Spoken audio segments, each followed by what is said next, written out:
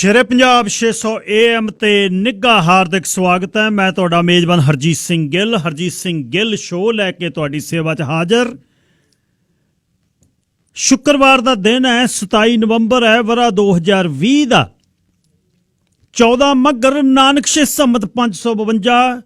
ਨਿੱਘਾ ਹਾਰਦਿਕ ਸਵਾਗਤ ਹੈ ਜੀ। ਅੱਜ ਦੇ ਤੁਹਾਡੇ ਇਸ ਸ਼ੋਅ ਦੇ ਵਿੱਚ ਪਹਿਲੇ ਹਿੱਸੇ ਦੇ ਵਿੱਚ ਜੰਗ ਦੇ ਮੈਦਾਨ ਦੇ ਵਿੱਚੋਂ ਨਮਕਿਨ ਸਿੰਘ ਪੱਤੀ ਦਿੱਲੀੋਂ ਬਾਹਰ ਕਿੱਥੇ ਡੇਰਾ ਲਾਇਆ ਗੱਲਬਾਤ ਕਰਨਗੇ।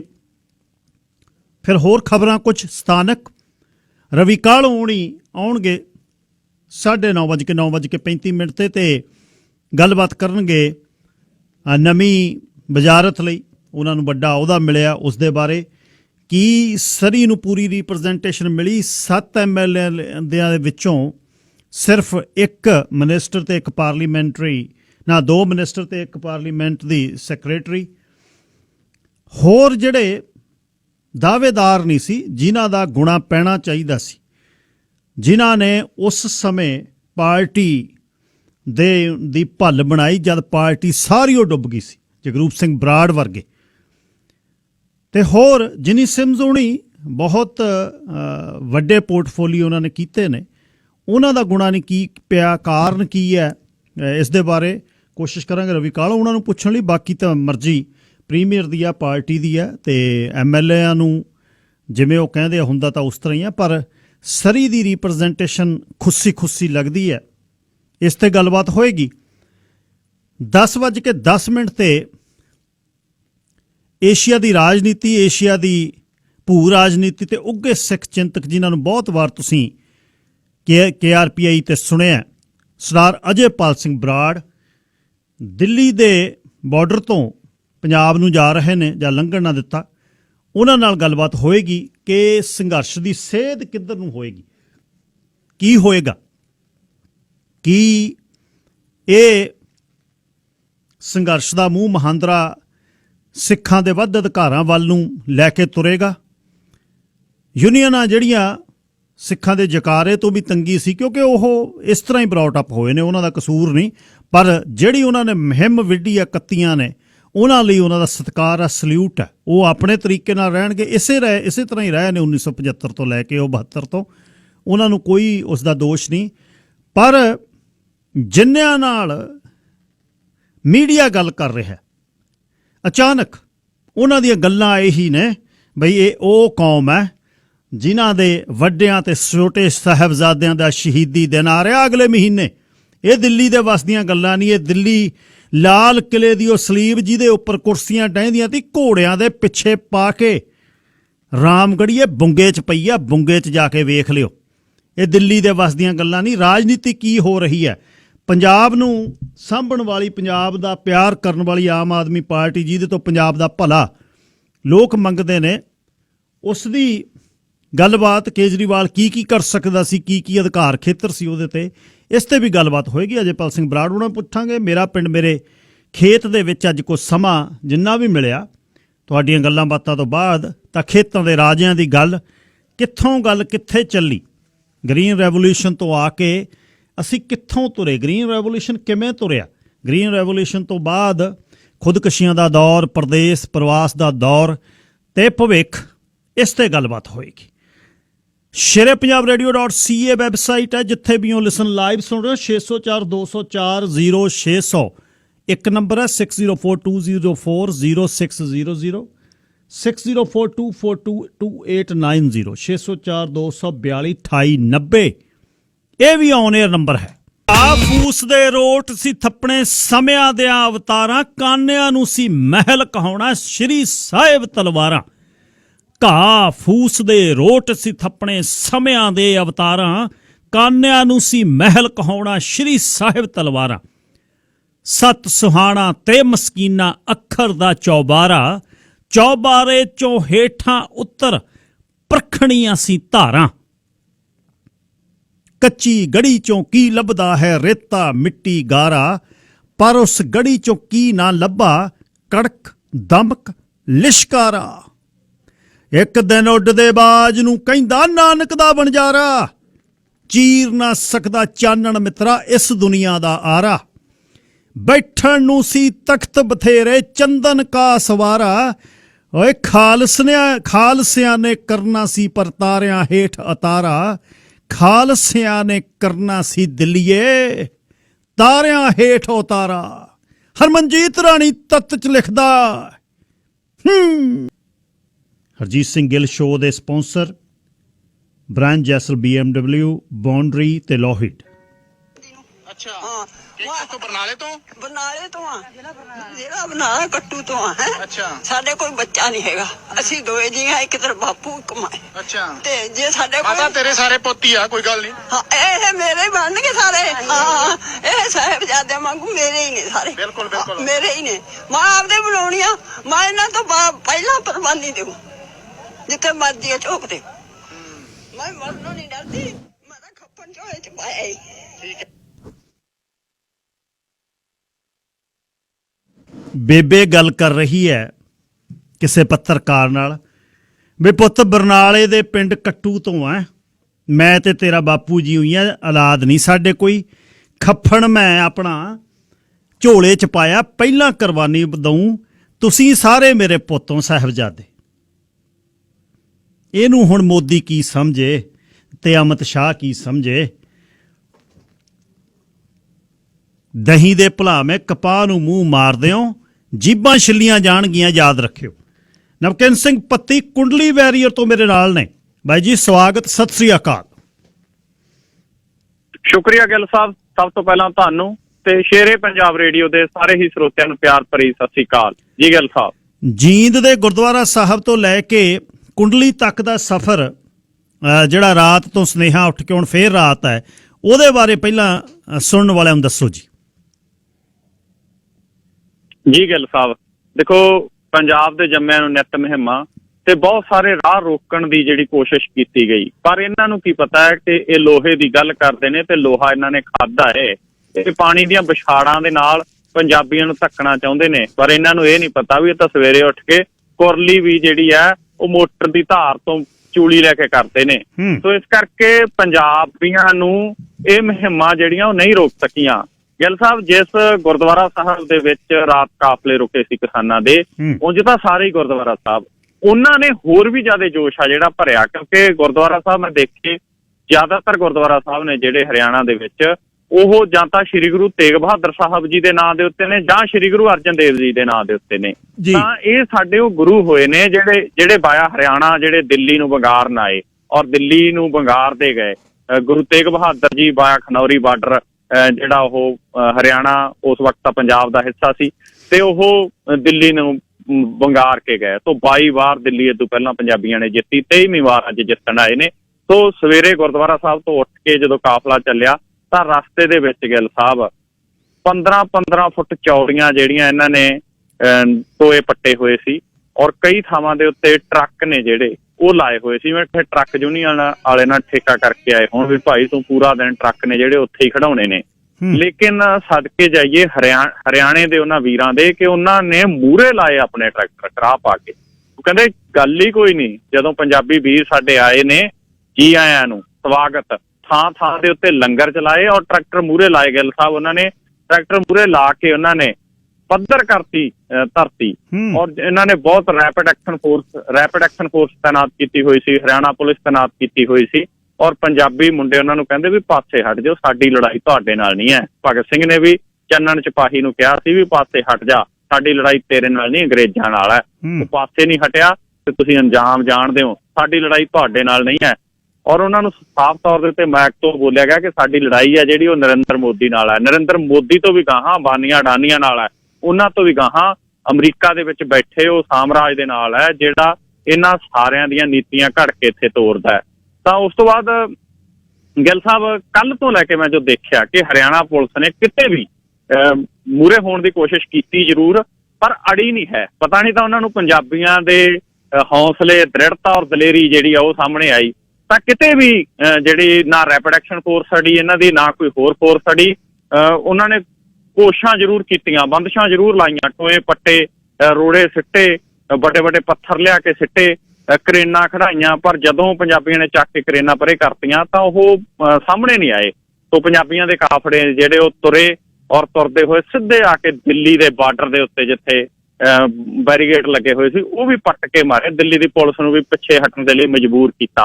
ਉਸ ਤੋਂ ਬਾਅਦ ਗਿੱਲ ਸਾਹਿਬ ਜਦੋਂ ਚਾਰੇ ਪਾਸਿਓਂ ਕਾਫਲੇ ਨੇ ਜਿਹੜੇ ਉਹ ਦਿੱਲੀ ਆ ਪਹੁੰਚੇ, 5 ਬਾਰਡਰਾਂ ਦੇ ਰਾਹੀਂ ਜਿਹੜੇ 5 ਪਾਸਿਆਂ ਤੋਂ ਦਿੱਲੀ ਆ ਘੇਰੀ ਪੰਜਾਬੀਆਂ ਨੇ। ਔਰ ਇੱਕ ਜਿਵੇਂ ਪਿਛਲੇ ਦਿਨਾਂ ਦੇ ਵਿੱਚ ਇੱਕ ਜਿਹੜੀ ਵੀਡੀਓ ਕਾਫੀ ਵਾਇਰਲ ਹੋਈ ਸੀ ਜਿਹਦੇ 'ਚ ਇੱਕ ਨੌਜਵਾਨ ਜਾ ਕੇ ਫਾਇਰ ਬ੍ਰਿਗੇਡ ਦੇ ਉੱਤੋਂ ਜਿਹੜੀ ਪਾਣੀ ਦੀ ਵਿਛਾੜ ਮਾਰਦੇ ਸੀ ਪੁਲਿਸ ਮੁਲਾਜ਼ਮ, ਉਹ ਬੰਦ ਕਰ ਦਿੰਦਾ ਹੈ। ਅੱਜ ਇੱਕ ਨਵਾਂ ਘਟਨਾਕ੍ਰਮ ਹੋਇਆ ਕਿ ਇੱਕ ਨੌਜਵਾਨ ਗਿਆ ਛਾਲ ਮਾਰ ਕੇ ਫਾਇਰ ਬ੍ਰਿਗੇਡ ਵਾਲੀ ਗੱਡੀ ਦੇ ਉੱਤੇ, ਔਰ ਜਿਹੜਾ ਪਾਣੀ ਦੀ ਵਿਛਾੜ ਲੋਕਾਂ ਤੇ ਮਾਰੀ ਜਾ ਰਹੀ ਸੀ ਉਹਦਾ ਮੂੰਹ ਮੋੜ ਕੇ ਪੁਲਿਸ ਵਾਲਿਆਂ ਤੇ ਕਰਿਆ ਆ। ਤਾਂ ਔਰ ਜਿਹੜਾ ਪੁਲਿਸ ਮੁਲਾਜ਼ਮ ਫਾਇਰ ਬ੍ਰਿਗੇਡ ਦੀ ਗੱਡੀ ਤੋਂ ਵਿਛਾੜ ਮਾਰ ਰਿਹਾ ਸੀ ਉਹਨੂੰ ਇੱਕ ਬਾਂਹ ਦੇ ਨਾਲ ਐਂ ਦੱਬ ਲਿਆ ਉਹਨੇ, ਔਰ ਦੂਸਰੀ ਬਾਂਹ ਦੇ ਨਾਲ ਉਹਨੇ ਪਾਣੀ ਦੀ ਵਿਛਾੜ ਆ ਜਿਹੜੀ ਪਿੱਛੇ ਤੱਕ ਸੀ। ਇਹ ਪੰਜਾਬੀਆਂ ਦੇ ਹੌਸਲੇ, ਦ੍ਰਿੜੀ ਤੇ ਦ੍ਰਿੜਤਾ ਦੀ ਗੱਲ ਹੈ। ਤਾਂ ਕਾਫਲਾ ਗਿੱਲ ਸਾਹਿਬ ਜਿਹੜਾ ਉਹ ਦਿੱਲੀ ਦੇ ਕੁੰਡਲੀ ਬੈਰੀਅਰ ਦੇ ਉੱਤੇ ਆ ਪਹੁੰਚਿਆ। ਉਸ ਤੋਂ ਬਾਅਦ ਜਿਹੜੀ ਸਰਕਾਰ ਆ ਉਹ ਪਿੱਛੇ ਹਟਣ ਦੇ ਲਈ ਮਜਬੂਰ ਹੋਈ ਜੀ। ਤੇ ਹੁਣ ਫਿਰ ਕਿੱਥੇ ਗੱਲ ਖੜੀ ਹੈ, ਨੈਕਸਟ ਕੀ ਲੱਗਦਾ ਤੁਹਾਨੂੰ? ਸਰ ਹੁਣ ਗੱਲ ਇੱਥੇ ਖੜੀ ਹੈਗੀ ਵੀ ਸਰਕਾਰ ਆ ਜਿਹੜੀ ਉਹਨੇ ਦੇਖੋ ਬਲ ਤੇ ਛਲ ਦੀ ਨੀਤੀ ਚੱਲਦੀ ਹੈ, ਔਰ ਉਹਨਾਂ ਨੇ ਜਦੋਂ ਉਹਨਾਂ ਨੂੰ ਲੱਗਿਆ ਕਿ ਹੁਣ ਜਿਹੜੇ ਪਹਿਲਾਂ ਕਹਿੰਦੇ ਕਰੋਨਾ ਵਾਇਰਸ ਆ ਜੀ ਇੱਥੇ ਤਾਂ ਇਜਾਜ਼ਤ ਹੀ ਨਹੀਂ ਮਿਲ ਸਕਦੀ, ਜਦੋਂ ਉਹਨਾਂ ਨੂੰ ਲੱਗਿਆ ਕਿ 5 ਪਾਸਿਆਂ ਤੋਂ ਦਿੱਲੀ ਘੇਰੀ ਗਈ, ਫਿਰ ਉਹਨਾਂ ਨੇ ਛਲ ਦੀ ਨੀਤੀ ਚੱਲੀ ਔਰ ਬਲਬੀਰ ਸਿੰਘ ਰਾਜੇਵਾਲ ਦੇ ਨਾਲ ਮੀਟਿੰਗ ਕੀਤੀ। ਮੀਟਿੰਗ ਤੋਂ ਬਾਅਦ ਰਾਜੇਵਾਲ ਸਾਹਿਬ ਨੇ ਅਨਾਉਂਸ ਕਰਤਾ ਕਿ ਹੁਣ ਜਿਹੜਾ ਉਹ ਸਾਨੂੰ ਦਿੱਲੀ ਦੀ ਸਰਕਾਰ ਨੇ ਔਰ ਕੇਂਦਰ ਸਰਕਾਰ ਨੇ ਜਿਹੜਾ ਸਾਨੂੰ ਜਗ੍ਹਾ ਦਿੱਤੀ ਹੈ, ਔਰ ਕੇਂਦਰ ਸਰਕਾਰ ਨੇ ਸਾਨੂੰ ਬਰਾੜੀ ਦਾ ਜਿਹੜਾ ਨਿਰੰਕਾਰੀ ਮੈਦਾਨ ਹੈ ਉਹ ਦੇ ਦਿੱਤਾ, ਹੁਣ ਅਸੀਂ ਉੱਥੇ ਜਾ ਕੇ ਰੈਲੀ ਕਰਾਂਗੇ। ਜਿਉਂ ਹੀ ਇਹ ਗੱਲ ਸਾਹਮਣੇ ਆਈ, ਭਾਵੇਂ ਕੁਛ ਜਿਹੜੇ ਬੱਸਾਂ, ਕੁਛ ਟਰੈਕਟਰ ਟਰਾਲੀਆਂ ਜਿਹੜੀਆਂ ਉਹ ਬਰਾੜੀ ਦੇ ਮੈਦਾਨ ਲਿਜਾਣ ਦੀ ਕੋਸ਼ਿਸ਼ ਕੀਤੀ ਗਈ, ਪਰ ਕਿਸਾਨ ਨੌਜਵਾਨ ਅੜ ਗਏ। ਉਹ ਕਹਿੰਦੇ ਨਾ ਤੂੰ ਕੀਤੀ ਹੋ ਗੱਲ, ਅਸੀਂ ਥੋੜ੍ਹੀ ਕੀਤੀ ਹੈ। ਅਸੀਂ ਦਿੱਲੀ ਦੇ ਕਿਸੇ ਮੈਦਾਨ 'ਚ ਬਹਿ ਕੇ ਰੋਟੀਆਂ ਖਾਣ ਥੋੜ੍ਹੀ ਆਏ ਹਾਂ। ਅਸੀਂ ਇੱਥੇ ਦਿੱਲੀ ਘੇਰਨ ਤੁਰੇ ਹਾਂ, ਔਰ ਦਿੱਲੀ ਦਾ ਆ ਕੇ ਜਿਹੜਾ ਕੁੰਡਲੀ ਬੈਰੀਅਰ ਆ ਉਹ ਅਸੀਂ ਘੇਰ ਲਿਆ। ਇੱਥੋਂ ਤਾਂ ਹੁਣ ਅਸੀਂ ਉਦੋਂ ਹੀ ਵਾਪਸ ਦਿੱਲੀ ਨੂੰ ਛੱਡਾਂਗੇ ਜਦੋਂ ਸਾਡੇ ਖੇਤੀ ਕਾਨੂੰਨ ਵਾਪਸ ਲੈਣਗੇ। ਇਸ ਤੋਂ ਇਲਾਵਾ ਅਸੀਂ ਖੇਤੀ ਕਾਨੂੰਨ ਵਾਪਸ ਲਿਆ ਬਿਨਾਂ ਜਿਹੜਾ ਪਿੱਛੇ ਨਹੀਂ ਹਟਾਂਗੇ। ਤਾਂ ਇੱਥੇ ਕਿਸਾਨ ਜਥੇਬੰਦੀਆਂ ਜਿਨ੍ਹਾਂ ਨੇ ਇਹ ਫੈਸਲਾ ਲਿਆ ਸੀ, ਭਾਵੇਂ ਉਹ ਫੈਸਲਾ ਆਪਾਂ ਕਹਿੰਦੇ ਇਮਾਨਦਾਰੀ ਨਾਲ ਲਿਆ ਹੋ ਸਕਦਾ, ਉਹਨਾਂ ਦਾ ਦਿੱਲੀ 'ਚ ਐਂਟਰ ਹੋਣ ਦੀ ਇੱਕ ਸਟ੍ਰੈਟਜੀ ਹੋ ਸਕਦੀ ਆ, ਪਰ ਨੌਜਵਾਨਾਂ ਨੇ ਕੁਛ ਕਿਸਾਨ ਜਥੇਬੰਦੀਆਂ ਨੇ ਜਿਨ੍ਹਾਂ 'ਚ ਭਾਰਤੀ ਕ੍ਰਾਂਤੀਕਾਰੀ ਸੀ, ਇਸ ਤੋਂ ਇਲਾਵਾ ਕਿਰਤੀ ਕਿਸਾਨ ਯੂਨੀਅਨ ਸੀ, ਇਸ ਤੋਂ ਇਲਾਵਾ ਵੀ ਕਈ ਕਾਦੀਆਂ ਸੀ, ਹੋਰ ਕੁਛ ਜਿਹੜੇ ਨੌਜਵਾਨ ਸੀਗੇ, ਉਹਨਾਂ ਨੇ ਇਹ ਫੈਸਲਾ ਗਾ ਜਿਹੜਾ ਉਹ ਲੱਦਿਆ। ਔਰ ਉਸ ਤੋਂ ਬਾਅਦ ਇਹ ਤੈਅ ਹੋਇਆ ਫਿਰ ਕਿਸਾਨ ਜਥੇਬੰਦੀਆਂ ਦੇ ਵੱਲੋਂ ਵੀ ਲੋਕਾਂ ਦੀ ਮੰਗ ਆ ਜਿਹੜੀ ਮੰਨੀ ਗਈ, ਕਿਉਂਕਿ ਜਿਵੇਂ ਕੱਲ੍ਹ ਨੌਜਵਾਨਾਂ ਨੇ ਬੈਰੀਗੇਡ ਤੋੜੇ, ਉਵੇਂ ਜਿਵੇਂ ਅੱਜ ਇੱਥੇ ਅੜ ਕੇ ਆ ਕੇ ਵੀ ਇੱਥੋਂ ਨਹੀਂ ਹੁਣ ਅਸੀਂ ਚੱਲਦੇ। ਹੁਣ ਕੁੰਡਲੀ ਬੈਰੀਅਰ ਤੋਂ ਜਿਹੜਾ ਇਹ ਗਿੱਲ ਸਾਹਿਬ ਨੈਸ਼ਨਲ ਹਾਈਵੇ ਆ, ਨੈਸ਼ਨਲ ਹਾਈਵੇ ਰੋਕਿਆ ਹੋਇਆ ਗਾ। 11 ਕਿਲੋਮੀਟਰ ਲੰਬਾ, ਜਿਹੜਾ ਮੈਂ ਤੁਰ ਕੇ ਦੇਖਿਆ, 11 ਕਿਲੋਮੀਟਰ ਲੰਬਾ ਕਾਫਲਾ ਗਾ ਇੱਥੇ ਜਿਹੜਾ ਉਹ ਲੱਗਿਆ ਹੋਇਆ। 11 ਕਿਲੋਮੀਟਰ ਟਰੈਕਟਰ ਟਰਾਲੀਆਂ ਖੜੀਆਂ ਨੇ ਇੱਕ ਪਾਸੇ ਤੋਂ ਲੈ ਕੇ ਦੂਜੇ ਪਾਸੇ ਤੱਕ, 2 ਸਾਈਡਾਂ ਨੇ ਸੜਕ ਦੀਆਂ, ਔਰ 8-8 ਟਰਾਲੀਆਂ ਜਿਹੜੀਆਂ ਪੈਰਲਲ ਲੱਗੀਆਂ ਹੋਈਆਂ ਨੇ। ਤੁਸੀਂ ਇਹ ਦੇਖੋ ਕਿ ਕਿੰਨੀਆਂ ਟਰਾਲੀਆਂ ਹੋ ਸਕਦੀਆਂ ਔਰ ਕਿੰਨਾ ਇਕੱਠ ਆ ਜਿਹੜਾ ਉਹ ਹੋ ਸਕਦਾ ਗਾ। ਉਧਰ ਭਾਰਤੀ ਕਿਸਾਨ ਯੂਨੀਅਨ ਅਗਰਾਹਾਂ ਵਾਲੇ ਜਿਹੜੇ ਕੱਲ ਬੈਰੀਅਰ ਖਨੌਰੀ ਬੈਰੀਅਰ ਦੇ ਉੱਤੇ ਬਹਿ ਗਏ ਸੀਗੇ ਵੀ ਅਸੀਂ 7 ਦਿਨ ਇੱਥੇ ਬੈਠਾਂਗੇ, ਲੇਕਿਨ ਕੁਛ ਨੌਜਵਾਨਾਂ ਨੇ ਜਦੋਂ ਬਗਾਵਤ ਕੀਤੀ ਵੀ ਤੁਸੀਂ ਆਉਣਾ ਆਓ, ਅਸੀਂ ਤਾਂ ਚੱਲੇ। ਉਸ ਤੋਂ ਬਾਅਦ ਉਹਨਾਂ ਨੂੰ ਪੈਂਤੜਾ ਬਦਲਣਾ ਪਿਆ। 11 ਵਜੇ ਅੱਜ ਉਹਨਾਂ ਨੇ ਵੀ ਉੱਥੋਂ ਤੁਰੇ, ਔਰ ਉੱਥੋਂ ਤੁਰਦੇ ਹੋਏ ਲਗਭਗ 1 ਲੱਖ ਦੀ ਗਿਣਤੀ ਆ ਉਹਨਾਂ ਦੀ। ਔਰ ਜਿਹੜਾ ਖਨੌਰੀ ਬੈਰੀਅਰ ਤੋਂ ਤੁਰੇ ਨੇ, ਇੱਧਰੋਂ ਡੱਬ ਵਾਲੀ ਤੋਂ 2 ਥਾਵਾਂ ਤੋਂ ਭਾਰਤੀ ਕਿਸਾਨ ਯੂਨੀਅਨ ਅਗਰਾਹਾਂ ਦਾ ਕਾਫਲਾ ਗਾ ਜਿਹੜਾ ਤੁਰਿਆ, ਉਹ ਅੱਜ ਜੀਂਦ ਰੁਕਿਆ ਰਾਤ ਨੂੰ ਆ ਕੇ, ਔਰ ਹੁਣ ਸਵੇਰੇ ਉੱਠ ਕੇ ਉਹ ਵੀ ਉੱਥੋਂ ਜਿਹੜਾ ਤੁਰੂਗਾ ਕਾਫਲਾ, ਔਰ ਉਹ ਵੀ ਜਿਹੜਾ ਦਿੱਲੀ ਆਊਗਾ। ਸੋ ਦਿੱਲੀ ਨੂੰ ਪੂਰੀ ਤਰੀਕੇ ਦੇ ਨਾਲ ਪੰਜਾਬੀਆਂ ਨੇ ਜਿਹੜਾ ਉਹ ਘੇਰਿਆ ਹੋਇਆ, ਦਿੱਲੀ ਦੇ ਨੱਕ 'ਚ ਦਾਮਾ ਜਿਹੜਾ ਪੰਜਾਬੀਆਂ ਨੇ ਉਹ ਕੀਤਾ ਹੋਇਆ ਗਾ ਜੀ। ਮਾਨਸਾ ਏਰੀਏ ਦੇ, ਬਠਿੰਡੇ ਏਰੀਏ ਦੇ ਜਿੰਨੇ ਵੀ ਸੁਣਨ ਵਾਲੇ ਨੇ, ਬਹੁਤ ਵੱਡੇ ਪਰਿਵਾਰ ਨੇ, ਸਭ ਤੋਂ ਪਹਿਲਾਂ ਤਾਂ ਇੱਕ ਬੇਨਤੀ ਕਰਾਂ ਕਿ ਮਾਨਸਾ ਦੇ ਨੇੜੇ ਖਿਆਲੀ ਚਹਿਲਾਂ ਦਾ ਇੱਕ ਵੀਰ 47 ਵਰ੍ਹਿਆਂ ਦਾ ਸ਼ਹੀਦ ਹੋਇਆ। ਅਗਲੇ ਹਫ਼ਤੇ ਉਸ ਦੀ ਆਪਾਂ ਆਰਥਿਕ ਮਦਦ ਦੇ ਲਈ ਇੱਥੇ ਪਹਿਲਾਂ ਮਾਨਸਾ ਏਰੀਏ ਦੇ ਵੀਰ ਜਿੰਨੇ ਪਰਿਵਾਰ ਨੇ ਉਹ ਇਕੱਠੇ ਹੋਵੋ, ਗੱਲਬਾਤ ਕਰੋ। ਜਿਵੇਂ ਤੁਸੀਂ ਹਰ ਸਾਲ ਮਾਨਸਾ ਇਲਾਕੇ ਦਾ ਅਖੰਡ ਪਾਠ ਸਾਹਿਬ ਪ੍ਰਾਰੰਭ ਕਰਦੇ ਹੋ ਸੁੱਖ ਸ਼ਾਂਤੀ ਲਈ, ਉਹਨਾਂ ਲਈ ਖਿਆਲੀ ਚਹਿਲਾਂ ਦੇ ਲਈ ਪੈਸੇ ਇਕੱਠੇ ਕਰਕੇ ਇੱਥੋਂ ਭੇਜਣੇ ਨੇ। ਗੱਲ ਅੱਗੇ ਜਾ ਕੇ ਮੈਂ ਨਮਕੀਰ ਨੂੰ ਪੁੱਛਦਾ ਵੀ ਹੋਇਆ ਕੀ, ਪਰ ਪਹਿਲਾਂ ਬੇਨਤੀ ਸੁਣ ਲਿਓ ਅਤੇ ਪਹਿਲਾਂ ਤੁਸੀਂ ਆਪ ਬੈਠ ਕੇ ਡਿਸਾਈਡ ਕਰੋ, ਫਿਰ ਜਿਵੇਂ ਤੁਸੀਂ ਕਹੋਗੇ ਇਸ ਮੰਚ ਤੋਂ ਸੁਨੇਹਾ ਦੇਣਾ ਕਿਸੇ ਦਿਨ ਸਮਾਂ ਚਾਹੀਦਾ ਤੇ ਉਹਨਾਂ ਲਈ, ਪਰਿਵਾਰ ਲਈ ਇੱਥੋਂ ਆਪਾਂ ਨੂੰ ਜ਼ਰੂਰ ਮਾਇਕ ਸਹਾਇਤਾ ਉਹਨਾਂ ਦੀ ਕਰਨੀ ਹੈ। ਪਹਿਲੀ ਗੱਲ ਇਹ ਹੈ। ਨਵਕਿਰਨ, ਇਹ ਕਿਵੇਂ ਹੋਇਆ ਜੀ? ਐਕਸੀਡੈਂਟ ਕਿਵੇਂ ਹੋਇਆ? ਗੱਲ ਕੀ ਹੋਈ ਹੈ? ਜੀ ਗਿੱਲ ਸਾਹਿਬ, ਇਹ ਮੰਦਭਾਗੀ ਘਟਨਾ ਜਿਹੜੀ ਆ ਉਹ ਹੋਈ ਹੈਗੀ ਕਿ ਭਿਵਾਨੀ ਦੇ ਨੇੜੇ ਜਿਹੜਾ ਕਿਸਾਨ ਕਾਫਲਾ ਗਾ ਉਹ ਚੱਲ ਰਿਹਾ ਸੀ, ਔਰ ਕਿਸਾਨ ਕਾਫਲੇ ਦੇ ਵਿੱਚ ਅਚਾਨਕ ਇੱਕ ਟਰੱਕ ਆ ਜਿਹੜਾ ਟਰਾਲਾ, ਉਹ ਟਰਾਲੀ ਦੇ ਵਿੱਚ ਵੱਜਿਆ, ਜਿਹਦੇ ਨਾਲ ਟਰਾਲੀ ਆ ਜਿਹੜੀ ਉਹ ਪਲਟ ਗਈ। ਔਰ ਉਹਦੇ ਚ ਇੱਕ 48 ਸਾਲਾਂ ਦੇ ਖਿਆਲਾ ਚਹਿਲਾਂ ਦੇ ਕਿਸਾਨ ਦੀ ਜਿਹੜੀ ਸ਼ਹੀਦੀ ਆ ਉਹ ਹੋਈ ਆ, ਉਹਦੀ ਮੌਕੇ ਦੇ ਉੱਤੇ ਮੌਤ ਹੋ ਗਈ। ਇੱਕ 28 ਸਾਲਾਂ ਦਾ ਨੌਜਵਾਨ ਆ ਜਿਹੜਾ ਉਹ ਜ਼ਖਮੀ ਹੋਇਆ, ਜ਼ਖਮੀ ਨੂੰ ਹਸਪੀਟਲ ਭੇਜਿਆ ਗਿਆ ਹੈਗਾ। ਤਾਂ ਉਸ ਤੋਂ ਬਾਅਦ ਉੱਥੇ ਜਾਮ ਲਾਤਾ ਉਹਦੀ ਡੈੱਡ ਬੋਡੀ ਰੱਖ ਕੇ ਕਿਸਾਨਾਂ ਨੇ ਕਿ ਜਦੋਂ ਤੱਕ ਸਾਡੀਆਂ ਮੰਗਾਂ ਪ੍ਰਵਾਨ ਨਹੀਂ ਹੁੰਦੀਆਂ ਉਦੋਂ ਤੱਕ ਅਸੀਂ ਅੰਤਿਮ ਸੰਸਕਾਰ ਆ ਜਿਹੜਾ ਉਹ ਨਹੀਂ ਕਰਾਂਗੇ। ਸੋ ਇੱਕ ਮੰਦਭਾਗੀ ਖਬਰ ਜਿਹੜੀ, ਇੱਕ ਮੰਦਭਾਗੀ ਘਟਨਾ ਜਿਹੜੀ ਇਸ ਕਿਸਾਨ ਕਾਫਲੇ ਦੇ ਵਿੱਚ ਜੁੜੀ ਹੈ। ਔਰ ਪੰਜਾਬ ਤੋਂ ਦਿੱਲੀ ਦੇ ਮੋਰਚੇ ਦੇ ਦੌਰਾਨ ਇਹ ਪਹਿਲਾ ਕਿਸਾਨ ਸ਼ਹੀਦ ਆ ਜਿਹੜਾ ਉਹ ਹੋਇਆਗਾ। ਸੋ ਇਹ ਮੰਦਭਾਗੀ ਘਟਨਾ ਜਿਹੜੀ ਉਹ ਸਾਹਮਣੇ ਆਈ ਆ। ਗਿੱਲ ਸਾਹਿਬ, ਇੱਕ ਜਿਹੜਾ ਇਸ ਕਿਸਾਨ ਕਾਫਲੇ ਦੌਰਾਨ ਕਾਫੀ ਸਾਰੇ ਜਿਹੜੇ ਤਜਰਬੇ ਨੇ ਉਹ ਬੜੇ ਚੰਗੇ ਨਜ਼ਰ ਆ ਰਹੇ ਨੇ। ਇੱਕ ਤਾਂ ਇਹ ਕਿ ਲੰਗਰ ਦੀ ਕੋਈ ਤੋਟ ਨਹੀਂ ਆ ਰਹੀ। ਜਿਹੜਾ ਪੰਜਾਬ ਸ਼੍ਰੀ ਗੁਰੂ ਨਾਨਕ ਦੇਵ ਜੀ ਦਾ ਜਿਹੜੀ ਚਲਾਈ ਹੋਈ ਲੰਗਰ ਪ੍ਰਥਾ ਹੈਗੀ ਜਿਹੜੀ, ਉਹ ਅੱਜ ਇਉਂ ਦੱਸ ਰਹੀ ਹੈਗੀ ਕਿ ਹਰਿਆਣੇ ਦੇ ਵਿੱਚ ਵੀ ਹਰਿਆਣੇ ਦੇ ਲੋਕਾਂ ਨੇ ਜਿਹੜਾ ਪਿੰਡਾਂ ਚੋਂ ਲੰਗਰ ਇਕੱਠਾ ਕਰਕੇ ਪਿੰਡਾਂ ਚੋਂ ਲੰਗਰ ਟਰਾਲੀਆਂ ਭਰ ਕੇ ਜਿਹੜਾ ਇੱਥੇ ਲੰਗਰ ਆ ਉਹ ਆਮ ਤੌਰ ਦੇ ਉੱਤੇ ਜਿਹੜਾ ਵਰਤਾਇਆ ਜਾ ਰਿਹਾ, ਚਾਹ ਅੱਡ ਵਰਤਾਈ ਜਾ ਰਹੀ ਹੈ। ਮੁਸਲਮਾਨ ਭਾਈਚਾਰਾ ਗਿੱਲ ਸਾਹਿਬ ਜਿਹੜਾ ਪਿਛਲੇ ਦਿਨੀ ਸ਼ਹੀਨ ਬਾਗ ਦੇ ਵਿੱਚ ਵੀ ਅੰਦੋਲਨ ਕਰਕੇ ਹਟਿਆ, ਨਾਗਰਿਕਤਾ ਸੋਧ ਕਾਨੂੰਨ ਜਿਨ੍ਹਾਂ ਦੇ ਉੱਤੇ ਥੋਪਿਆ ਗਿਆ, ਉਹ ਵੀ ਇੱਕ ਮਾਈਨੋਰਟੀ ਹੈ, ਇੱਕ ਘੱਟ ਗਿਣਤੀ ਹੈ। ਸ਼ਾਇਦ ਉਹਨਾਂ ਨੂੰ ਇਹ ਆਸ ਹੋਊਗੀ ਕਿ ਜਿਸ ਤਰੀਕੇ ਦੇ ਨਾਲ ਸ਼੍ਰੀ ਗੁਰੂ ਤੇਗ ਬਹਾਦਰ ਜੀ ਨੇ ਦਿੱਲੀ ਆ ਕੇ ਕੁਰਬਾਨੀ ਦਿੱਤੀ, ਉਸ ਵਕਤ ਭਾਵੇਂ ਪੀੜਤ ਜਿਹੜੇ ਉਹ ਹਿੰਦੂ ਸੀ, ਅੱਜ ਉਹ ਪੀੜਤ ਜਿਹੜਾ ਵਰਗ ਆ ਉਹ ਮੁਸਲਮਾਨ ਵਰਗ ਆ। ਉਹਨਾਂ ਨੂੰ ਆਸ ਆ ਸ਼ਾਇਦ ਕਿ ਸਰਦਾਰ ਆਏ ਨੇ, ਔਰ ਉਹਨਾਂ ਨੇ ਗਿੱਲ ਸਾਹਿਬ ਇੱਥੇ ਫਲ ਫਰੂਟ ਆਮ ਕਰ ਰੱਖੇ ਨੇ। ਜਦ ਮੁਸਲਮਾਨ ਔਰਤਾਂ ਆਉਂਦੀਆਂ ਨੇ ਔਰ ਦਰਜਨਾਂ ਦੀਆਂ ਦਰਜਨਾਂ ਜਿਹੜੀਆਂ ਉਹ ਕੇਲਿਆਂ ਦੀਆਂ ਵਰਤਾਉਂਦੀਆਂ ਨੇ, ਔਰ ਸਿਓ, ਇਸ ਤੋਂ ਇਲਾਵਾ ਸੰਤਰੇ, ਹਰ ਫਰੂਟ ਜਿਹੜਾ ਉਹਨਾਂ ਨੇ ਇੱਥੇ, ਦੇਖੋ ਲੱਖਾਂ ਦੀ ਤਾਦਾਦ ਦੇ ਵਿੱਚ ਕਿਸਾਨ ਦਿੱਲੀ ਦੀਆਂ ਸੜਕਾਂ ਦੇ ਉੱਤੇ, ਤੇ ਇੰਨੇ ਕਿਸਾਨਾਂ ਨੂੰ ਤੁਸੀਂ ਇਹ ਦੇਖੋ ਵੀ ਉਹ ਫਲ ਫਰੂਟ ਆ ਜਿਹੜੇ ਉਹ ਮੁੱਕਣ ਨਹੀਂ ਦੇ ਰਹੇ। ਉਹ ਕਹਿ ਰਹੇ ਨੇ ਕਿ ਸਰਦਾਰ ਜੀ ਸਾਨੂੰ ਤੁਹਾਡੇ ਤੋਂ ਆਸ ਹੈ, ਤੁਸੀਂ ਦਿੱਲੀ ਆਏ ਹੋ, ਸਾਨੂੰ ਤੁਹਾਡੇ ਤੋਂ ਆਸ ਹੈ, ਤੇ ਉਹ ਆਸ ਜਿਹੜੀ ਉਹ ਕਰਕੇ ਆਏ ਨੇ। ਸੋ ਇਹ ਇੱਕ ਬੜੀ ਵਿਲੱਖਣਤਾ ਜਿਹੜੀ ਇਸ ਕਿਸਾਨ ਐਜੀਟੇਸ਼ਨ ਦੀ ਜਿਹੜੀ ਉਹ ਸਮਝ ਆ ਰਹੀ ਹੈ ਕਿ ਉਹਨਾਂ ਨੂੰ ਇੱਕ ਹਿਫਾਜ਼ਤ ਹੋ ਰਹੀ ਹੈ। ਕੁੜੀਆਂ, ਨੌਜਵਾਨ ਮੁਸਲਮਾਨਾਂ ਦੀਆਂ ਜਿਹੜੀਆਂ ਉਹ ਇੱਥੇ ਆ ਕੇ ਕਿਸਾਨਾਂ ਦੇ ਲਈ ਨਾਲੇ ਤਾਂ ਲੰਗਰ ਲੈ ਕੇ ਆਉਂਦੀਆਂ ਨੇ, ਚਾਹ ਬਣਾ ਕੇ ਲਿਆਉਂਦੀਆਂ ਨੇ, ਫਰੂਟ ਜਿਹੜੇ ਉਹ ਲੈ ਕੇ ਆਉਂਦੀਆਂ ਨੇ, ਔਰ ਨਾਲੇ ਉਹਨਾਂ ਨੂੰ ਇਹ ਲੱਗਦਾ ਕਿ ਅਸੀਂ ਇੱਥੇ ਸੇਫ ਹਾਂ। ਇਹ ਜਿਹੜੇ ਪਗੜੀਆਂ ਵਾਲੇ ਸਰਦਾਰ ਆਏ ਨੇ, ਜਿਹੜੇ ਸਿੱਖ ਭਾਈਚਾਰੇ ਦੇ ਜਿਹੜੇ ਪੰਜਾਬੀ ਆਏ ਨੇ, ਉਹਨਾਂ ਤੋਂ ਆਸ ਉਮੀਦ ਹੈ। ਦੂਸਰਾ ਗਿੱਲ ਸਾਹਿਬ ਜਿਹੜਾ ਮੈਨੂੰ ਲੱਗਿਆ ਉਹ ਇਹ ਲੱਗਿਆ ਕਿ ਦੇਖੋ ਜਦੋਂ ਸਾਡੇ ਗੁਰੂਆਂ ਨੇ ਵੀ ਕੁਰਬਾਨੀਆਂ ਦਿੱਤੀਆਂ, ਸਾਡਾ ਜਿਹੜਾ ਇਤਿਹਾਸ ਆ ਉਹ ਤਾਂ ਇਹਨਾਂ ਨੇ ਵੰਡੀਆਂ ਪਾਤੀਆਂ। ਦੇਖੋ ਹਰਿਆਣਾ, ਦਿੱਲੀ, ਪੰਜਾਬ ਇਹ ਇੱਕੋ ਹੀ ਹੈ। ਅੱਜ ਮੈਨੂੰ ਇਹ ਦੁਬਾਰੇ ਫਿਰ ਇਉਂ ਲੱਗਦਾ ਜਿਵੇਂ ਇੱਕੋ ਹੀ ਪੰਜਾਬ ਹੋਵੇ। ਬੜੀਆਂ ਇਹਨਾਂ ਨੇ SYL ਨਹਿਰ ਦੇ ਮਸਲੇ ਦੇ ਉੱਤੇ ਹੋਰ ਬੜੀਆਂ ਵੰਡੀਆਂ ਨੇ ਜਿਹੜੀਆਂ ਉਹ ਪਾਈਆਂ ਸਿਆਸਤਦਾਨਾਂ ਨੇ, ਪੰਜਾਬ ਨੂੰ ਵੰਡਿਆ, ਪੰਜਾਬ ਦੇ ਟੋਟੇ ਟੋਟੇ ਕੀਤੇ।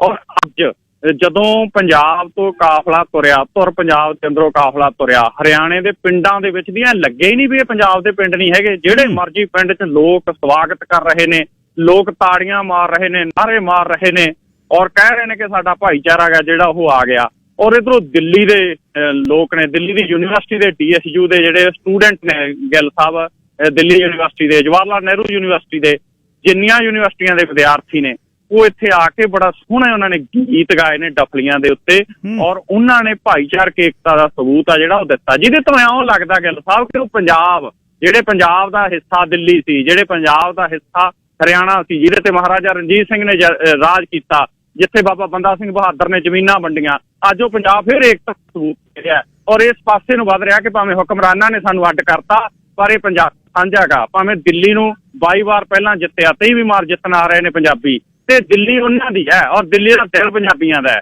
ਕੀ ਦਿਲ ਗਿੱਲ ਸਾਹਿਬ? ਅਖੀਰ ਦੇ ਵਿੱਚ ਮੈਂ ਇਸ ਨੂੰ ਰੈਪ ਅਪ ਕਰਨਾ। ਅਗਲੀ ਇੰਟਰਵਿਊ ਰਵੀ ਕਾਲੋਂ ਜੀ ਸਾਡੇ ਮਿਨਿਸਟਰ ਕੱਲ ਸਹੁੰ ਚੁੱਕੀ ਹੈ, ਉਹਨਾਂ ਨਾਲ ਮੈਂ ਗੱਲ ਕਰਨੀ ਹੈ, ਤੇ ਅਗਲੇ ਘੰਟੇ ਦੇ ਵਿੱਚ ਹੋ ਸਕਿਆ ਫਿਰ ਮੈਂ 5 ਮਿੰਟ ਲਵਾਂਗਾ। ਬੀਬੀ ਜਗੀਰ ਕੌਰ ਪ੍ਰਧਾਨ SGPC ਦੇ ਬਣ ਗਏ, ਉਹਦੇ ਬਾਰੇ ਕੀ ਖਬਰ ਹੈ ਜੀ? ਜੀ ਗਿੱਲ ਸਾਹਿਬ, ਦੇਖੋ ਇਹ ਬੀਬੀ ਜਗੀਰ ਕੌਰ ਆ ਜਿਹੜੀ ਉਹ ਸ਼੍ਰੋਮਣੀ ਗੁਰਦੁਆਰਾ ਪ੍ਰਬੰਧਕ ਕਮੇਟੀ ਦੀ ਪ੍ਰਧਾਨ ਬਣ ਗਈ। ਭਾਈ ਗੋਬਿੰਦ ਸਿੰਘ ਲੌਂਗੋਵਾਲ ਆਪਾਂ ਕੱਲ ਗੱਲ ਕਰਦੇ ਸੀਗੇ ਉਹਨਾਂ ਨੂੰ ਆਸ ਉਮੀਦ ਸੀਗੀ ਕਿ ਦੁਬਾਰੇ ਉਹਨਾਂ ਨੂੰ ਸ਼੍ਰੋਮਣੀ ਕਮੇਟੀ ਦਾ ਪ੍ਰਧਾਨ ਹੈ ਜਿਹੜਾ ਬਣਾਇਆ ਜਾ ਸਕਦਾ ਗਾ, ਪਰ ਬੀਬੀ ਜਗੀਰ ਕੌਰ ਨੂੰ ਦੁਬਾਰੇ ਪ੍ਰਧਾਨ ਹੈਗਾ ਜਿਹੜਾ ਉਹ ਬਣਾ ਦਿੱਤਾ ਗਿਆ ਗਾ। ਇੱਕ ਤਾਂ ਇਹ ਕਿ ਬੀਬੀ ਜਗੀਰ ਕੌਰ ਵਿਵਾਦਾਂ ਦੇ ਵਿੱਚ ਰਹੀ ਹੈਗੀ, ਔਰ ਸੁਖਬੀਰ ਬਾਦਲ ਜਿਹੜੇ ਇਸ ਵਕਤ ਅਕਾਲੀ ਦਲ ਨੂੰ ਰਿਵਾਈਵ ਕਰਨ ਦੀ ਕੋਸ਼ਿਸ਼ ਕਰ ਰਹੇ ਨੇ, ਭਾਜਪਾ ਨਾਲ ਨਾਤਾ ਤੋੜ ਕੇ ਪੰਜਾਬ ਦੇ ਵਿੱਚ ਇੱਕ ਵੱਖਰੀ ਅਕਾਲੀ ਦਲ ਦੀ ਹੋਂਦ ਦੀ ਲੜਾਈ ਆ ਜਿਹੜੀ ਉਹਨੂੰ ਅੱਗੇ ਵਧਾ ਰਹੇ ਨੇ। ਤਾਂ ਅਜਿਹੇ ਦੇ ਵਿੱਚ ਬੀਬੀ ਜਗੀਰ ਕੌਰ ਨੂੰ ਪ੍ਰਧਾਨ ਬਣਾਉਣਾ ਕਿਸੇ ਦੇ ਸਮਝੋਂ ਬਾਹਰ ਹੋ ਸਕਦਾ, ਕਿਉਂਕਿ ਇੱਕ ਅਜਿਹੀ ਵਿਵਾਦਤ ਸ਼ਖਸੀਅਤ ਹੈ ਜਿਹਨੂੰ ਕਿਸੇ ਸਮੇਂ ਜਿਹੜਾ ਉਹ 17 ਦਿਨਾਂ ਬਾਅਦ ਮੰਤਰੀ ਦਾ ਅਹੁਦਾ ਛੱਡਣਾ ਪਿਆ ਸੀ, ਕਿਉਂਕਿ ਉਹਦੇ ਉੱਤੇ ਉਹਦੀ ਧੀ ਨੂੰ ਕਤਲ ਕਰਨ ਦੇ ਇਲਜ਼ਾਮ ਨੇ ਜਿਹੜੇ ਉਹ ਲੱਗਦੇ ਰਹੇ ਨੇ। ਬੀਬੀ ਜਗੀਰ ਕੌਰ ਨੇ ਜਿਹੜਾ ਆਪਣਾ ਸਿਆਸੀ ਜੀਵਨ ਹੈ ਉਹ ਭਾਵੇਂ ਪਹਿਲਾਂ ਇੱਕ ਅਧਿਆਪਕਾ ਸੀ, BA BEd MA ਟੀਚਰ ਸੀ, ਇਹ ਸਰਕਾਰੀ ਅਧਿਆਪਕਾ ਸੀ, ਉੱਥੋਂ ਇਹਦੇ ਪਤੀ ਦੀ ਮੌਤ ਤੋਂ ਬਾਅਦ ਇੱਕ ਡੇਰੇ ਦੇ ਵਿੱਚ ਨੁਮਾਇੰਦਾ ਬਣਦੀ ਹੈ ਔਰ ਡੇਰੇ ਦੀ ਮੁਖੀ ਬਣਦੀ ਹੈ। ਡੇਰੇ ਦੀ ਮੁਖੀ ਤੋਂ ਬਾਅਦ ਇਹ ਸ਼੍ਰੋਮਣੀ ਅਕਾਲੀ ਦਲ ਜੁਆਇਨ ਕਰਦੀ ਹੈ ਔਰ ਪ੍ਰਕਾਸ਼ ਸਿੰਘ ਬਾਦਲ ਹੋਰਾਂ ਦੇ ਕਾਰਜਕਾਲ ਦੇ ਦੌਰਾਨ ਇਹ ਪਹਿਲੀ ਵਾਰ ਜਿੱਤਦੀ ਹੈ, ਭਲੱਥ ਤੋਂ ਇਹਨੂੰ ਮੰਤਰੀ ਬਣਾਇਆ ਜਾਂਦਾ ਹੈ। ਫਿਰ ਇੱਕ ਵਾਰ ਸੁਖਪਾਲ ਖਹਿਰਾ ਤੋਂ ਹਾਰਦੀ ਹੈ, ਦੁਬਾਰੇ ਫਿਰ ਸੁਖਪਾਲ ਖਹਿਰਾ ਤੋਂ ਭਲੱਥ ਜਿੱਤਦੀ ਹੈ। ਤਾਂ ਵਿਵਾਦਾਂ ਦੇ ਵਿੱਚ ਬੀਬੀ ਜਗੀਰ ਕੌਰ ਦਾ ਇੱਕ ਤਾਂ ਦੇਖੋ ਡੇਰੇ ਦੇ ਨਾਲ ਜੁੜ ਕੇ, ਦੂਸਰਾ ਜਿਹੜਾ ਇਹਦੀ ਧੀ ਦੇ ਨਾਲ ਜੁੜ ਕੇ ਵਿਵਾਦ ਆ ਜਿਹੜਾ ਉਹ ਲਗਾਤਾਰ ਸਾਹਮਣੇ ਆਉਂਦਾ ਰਿਹਾ ਗਾ। ਔਰ ਬੀਬੀ ਜਗੀਰ ਕੌਰ ਨੂੰ ਦੁਬਾਰੇ ਪ੍ਰਧਾਨ ਬਣਾਉਣਾ ਇਹ ਇਉਂ ਲੱਗਦਾ ਗਾ ਕਿ ਸੁਖਬੀਰ ਬਾਦਲ ਆ ਜਿਹੜਾ ਉਹ ਜਿਹੜੇ ਬਹੁਤ ਸਾਰੇ ਅਕਾਲੀ ਆਗੂ ਇਸ ਵਕਤ ਸ਼੍ਰੋਮਣੀ ਗੁਰਦੁਆਰਾ ਪ੍ਰਬੰਧਕ ਕਮੇਟੀ ਦਾ ਪ੍ਰਧਾਨ ਬਣਨ ਦੀ ਕਤਾਰ ਦੇ ਵਿੱਚ ਸੀਗੇ, ਔਰ ਬੀਬੀ ਜਗੀਰ ਕੌਰ ਨੂੰ ਇਹਨੇ ਪ੍ਰਧਾਨ ਜਿਹੜਾ ਬਣਾਇਆ ਗਾ ਉਹ ਪੰਜਾਬੀਆਂ ਨੂੰ ਇੱਕ ਤਾਂ ਡੇਰਾਵਾਦ ਵਾਲੇ ਪਾਸੇ ਨੂੰ, ਦੂਸਰਾ ਇਹ ਕਿ ਜਿਹੜਾ ਬੀਬੀ ਜਗੀਰ ਕੌਰ ਦੇ ਉੱਤੇ ਹੁਣ ਤੱਕ ਦੋਸ਼ ਲੱਗਦੇ ਆਏ ਨੇ ਜਿਨ੍ਹਾਂ 'ਚ ਉਹਨੂੰ ਮੰਤਰੀ ਪਦ ਦਾ ਅਹੁਦਾ ਛੱਡਣਾ ਪਿਆ ਸੀ, ਸ਼੍ਰੋਮਣੀ ਕਮੇਟੀ ਦੀ ਪ੍ਰਧਾਨਗੀ ਵੀ ਛੱਡਣੀ ਪਈ ਸੀਗੀ, ਉਹਨੂੰ ਦੁਬਾਰੇ ਪ੍ਰਧਾਨ ਬਣਾਉਣਾ ਇਹ ਪੰਜਾਬੀਆਂ ਦੇ ਨਾਲ ਬੇਇਨਸਾਫੀ ਹੈ ਔਰ ਪੰਜਾਬੀਆਂ ਦੇ ਨਾਲ ਇੱਕ ਧੱਕਾ ਜਿਹੜਾ ਸ਼੍ਰੋਮਣੀ ਅਕਾਲੀ ਦਲ ਦਾ ਔਰ ਸੁਖਬੀਰ ਬਾਦਲ ਦਾ ਕਿਹਾ ਜਾ ਸਕਦਾ ਗਾ।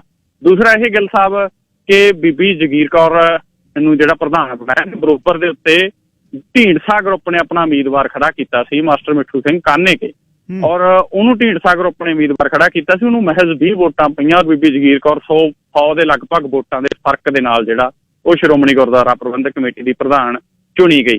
ਸੋ ਇਹਦੇ ਚੋਂ ਭਾਵੇਂ ਢੀਂਡਸਾ ਪਰਿਵਾਰ ਨੇ ਜਿਹੜਾ ਮਿੱਠੂ ਸਿੰਘ ਕਾਨੇਕੇ ਨੂੰ ਉਮੀਦਵਾਰ ਬਣਾਇਆ ਬੀਬੀ ਜਗੀਰ ਕੌਰ ਦੇ ਬਰੋਬਰ, ਉਹਨਾਂ ਨੂੰ ਪਤਾ ਸੀ ਕਿ ਸਾਡੀਆਂ ਵੋਟਾਂ ਘੱਟ ਨੇ, ਪਰ ਉਹਨਾਂ ਨੇ ਜਿਹੜੀ ਟੱਕਰ ਦਿੱਤੀ ਆ ਉਹਦੇ ਚੋਂ ਗਿੱਲ ਸਾਹਿਬ ਇਉਂ ਲੱਗਦਾ ਹੈ ਕਿ ਜਿਹੜੀਆਂ SGPC ਦੀਆਂ ਆਉਣ ਵਾਲੇ ਸਮੇਂ ਦੇ ਵਿੱਚ ਦੁਬਾਰੇ ਵੋਟਾਂ ਪੈਣੀਆਂ ਨੇ ਉਹਦੇ 'ਚ ਢੀਂਡਸਾ ਹੁਰੀ, ਬ੍ਰਹਮਪੁਰਾ ਹੁਰੀ ਤੇ ਹੋਰ ਵੱਖ-ਵੱਖ ਜਿਹੜੇ ਆਗੂ ਨੇ ਉਹ ਇਕੱਠੇ ਹੋ ਕੇ ਇੱਕ ਨਵਾਂ ਜਿਹੜਾ ਗੱਠਜੋੜ ਬਣਾ ਕੇ SGPC ਦੀਆਂ ਚੋਣਾਂ ਲੜ ਸਕਦੇ ਨੇ, ਔਰ ਉਹਦੇ 'ਚ ਚੋਣਾਂ ਨੇ ਜਿਹੜੀਆਂ ਉਹ ਬੀਬੀ ਜਗੀਰ ਕੌਰ ਬਣਾਉਣ ਕਿਹੜਾ ਵਿਅਕਤੀ ਹੋਊਗਾ ਉਹ ਉਹਨਾਂ ਨੂੰ ਹੁਣੇ ਤੋਂ ਤੈਅ ਕਰਨਾ ਪਵੇਗਾ। ਜੀ ਗਿੱਲ ਸਾਹਿਬ ਧੰਨਵਾਦ ਬਹੁਤ ਬਹੁਤ ਨਵਕਿਰਨ।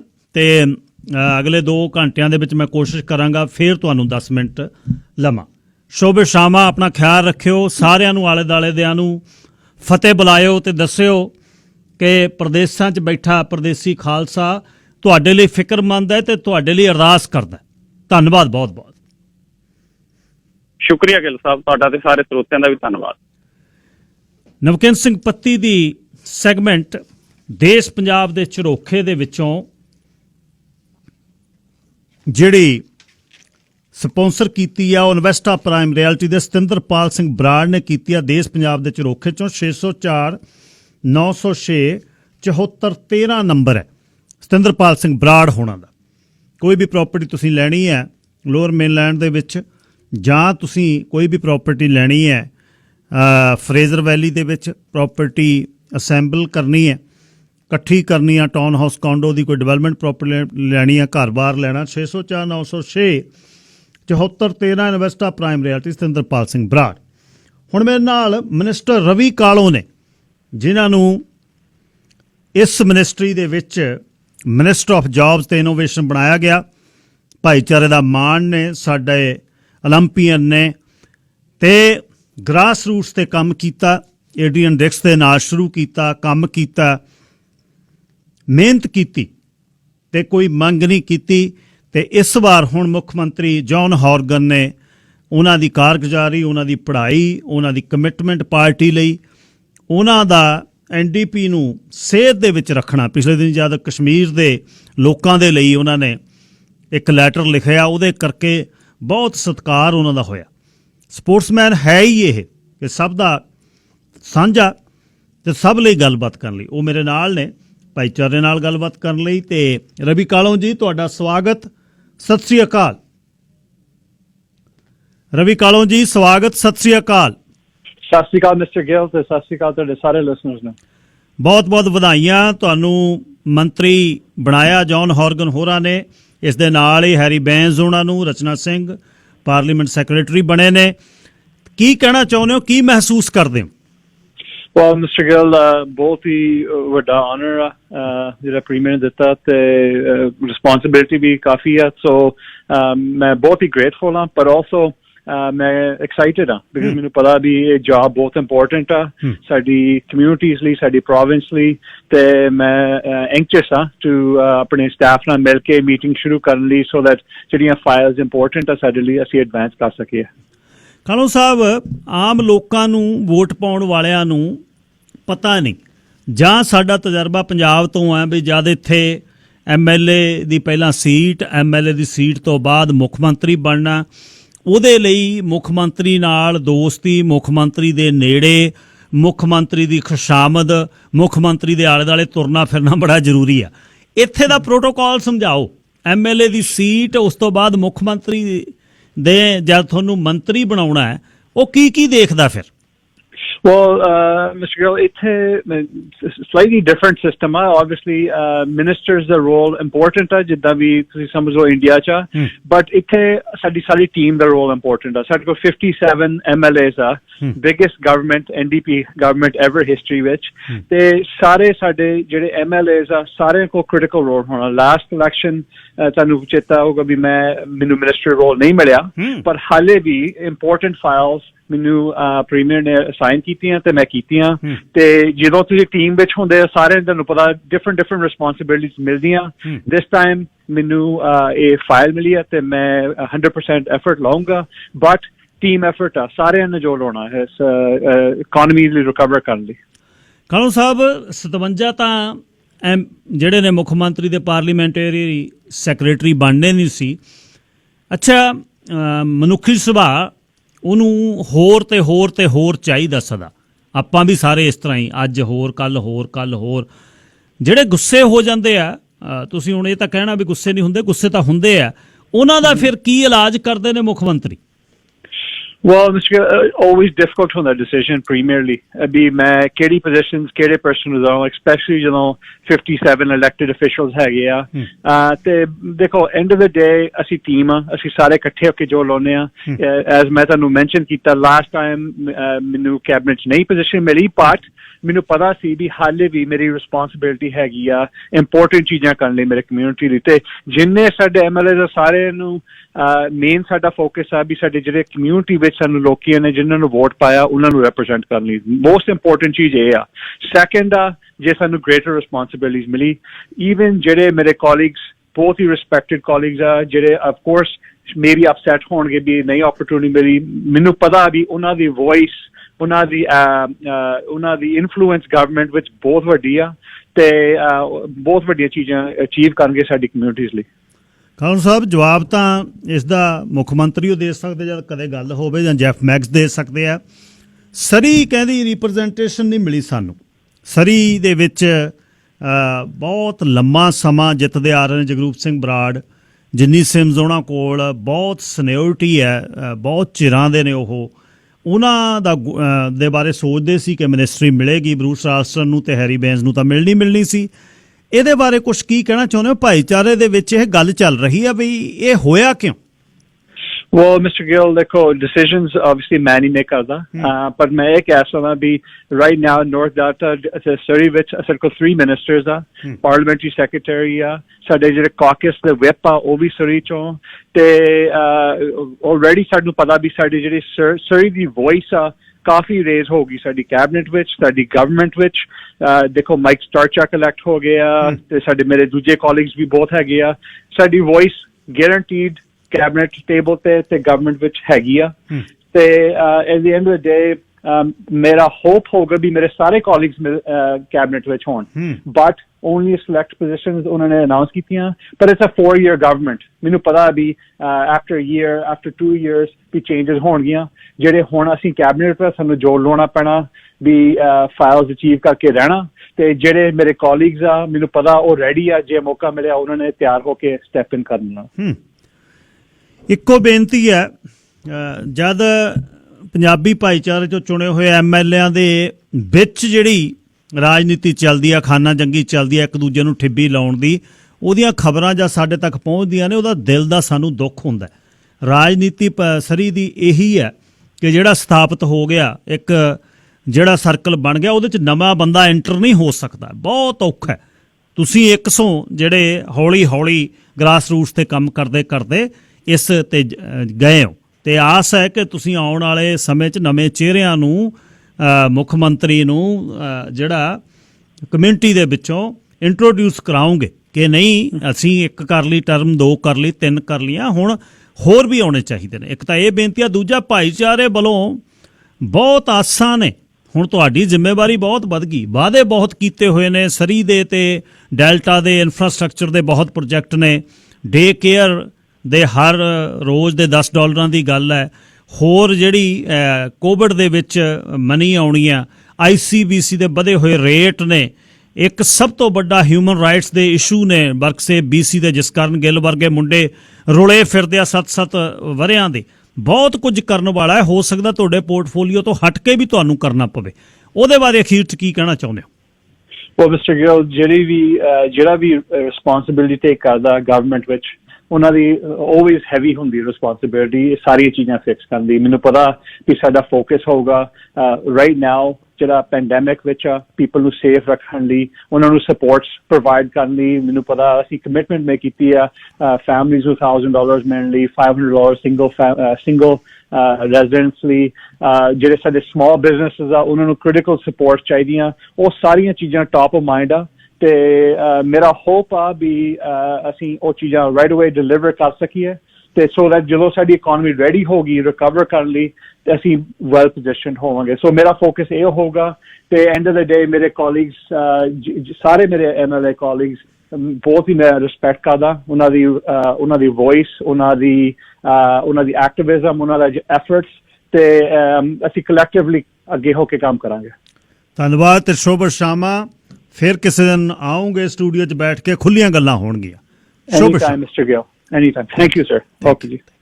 ਰਵੀ ਕਾਲੋਂ ਜੀ ਗੱਲਬਾਤ ਕਰ ਰਹੇ ਸੀ, ਜਿਹੜੇ minister of jobs and innovation ਬਣੇ ਨੇ, ਤੇ ਪਹਿਲਾਂ ਹੀ ਪਤਾ ਸੀ ਜਦੋਂ ਦੂਸਰੀ ਵਾਰ ਬਣੇ ਨੇ, ਪ੍ਰੀਮੀਅਰ ਦੇ ਕਲੋਜ਼ ਨੇ, ਉਹ ਇਹ ਗੱਲ ਚੱਲਦੀ ਸੀ ਕਿ ਰਵੀ ਕਾਲੋਂ ਨੂੰ ਮਿਨਿਸਟਰੀ ਮਿਲਣੀ ਆ।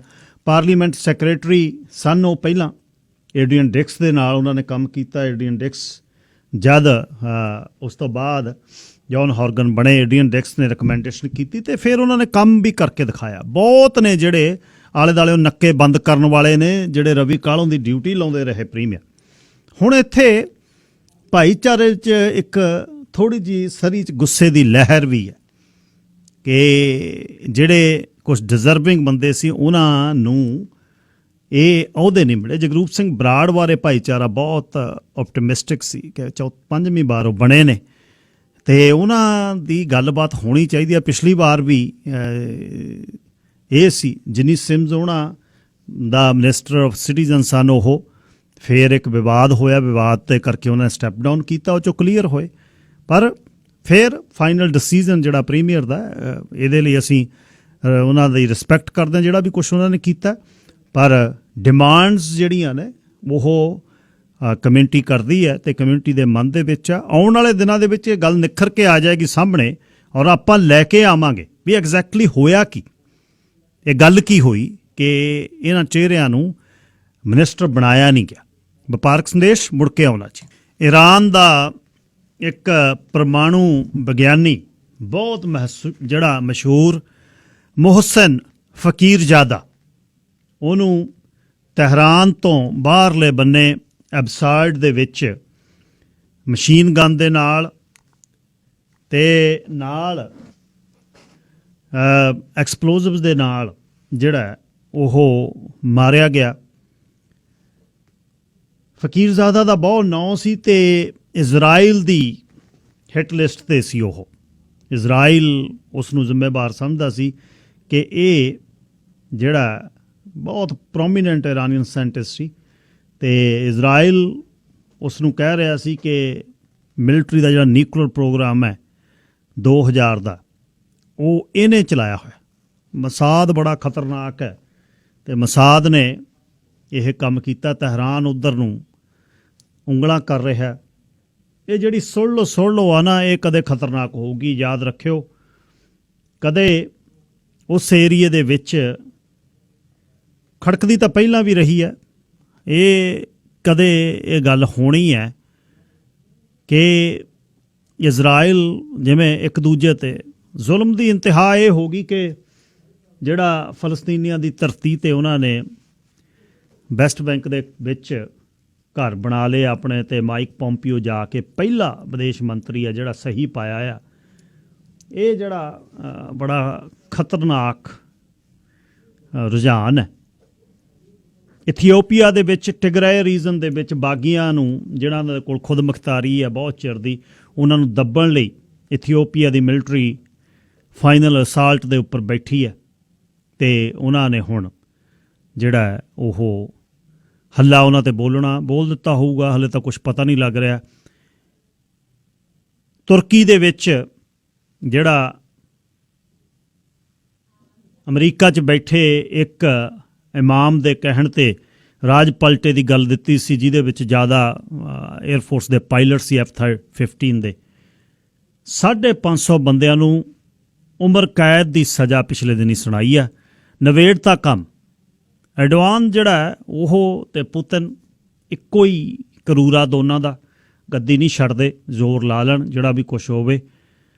ਫਰਾਂਸ ਦੇ ਵਿੱਚ ਇੱਕ ਸਿਆਹ ਰੰਗ ਦਾ ਬੰਦਾ ਕੁੱਟਿਆ ਬਹੁਤ ਜ਼ਿਆਦਾ ਪੁਲਿਸ ਨੇ, ਜਿਹੜਾ ਕਿ ਮਿਊਜ਼ਿਕ ਡਾਇਰੈਕਟਰ ਸੀ, ਮਾਰ ਕੇ ਘਸੁੰਨ ਖੂਨੋ ਖੂਨ। ਮੈਕਰੋਨ ਕਹਿ ਰਿਹਾ ਕਿ ਇਹ ਮਾੜੀ ਕੀਤੀ, ਬਹੁਤ ਸ਼ੌਕਿੰਗ ਹੈ। ਰਾਸ਼ਟਰਪਤੀ ਕਹਿ ਰਿਹਾ, ਪਰ ਮੈਕਰੋਨ ਦੇ ਸਮੇਂ ਬਹੁਤ ਵਧੀਕੀਆਂ ਹੋਈਆਂ ਉੱਥੇ ਲੋਕਾਂ ਦੇ ਨਾਲ। ਉਸ ਦਾ ਜਿਹੜਾ ਸਮਾਂ ਉਹ ਬੜਾ ਅਲੱਗ ਹੈ, ਟਾਰਗੇਟ ਕਰਦਾ ਹੈ ਉਹ, ਅਤੇ ਖਾਸ ਤੌਰ 'ਤੇ ਮੁਸਲਿਮ ਲੋਕਾਂ ਨੂੰ।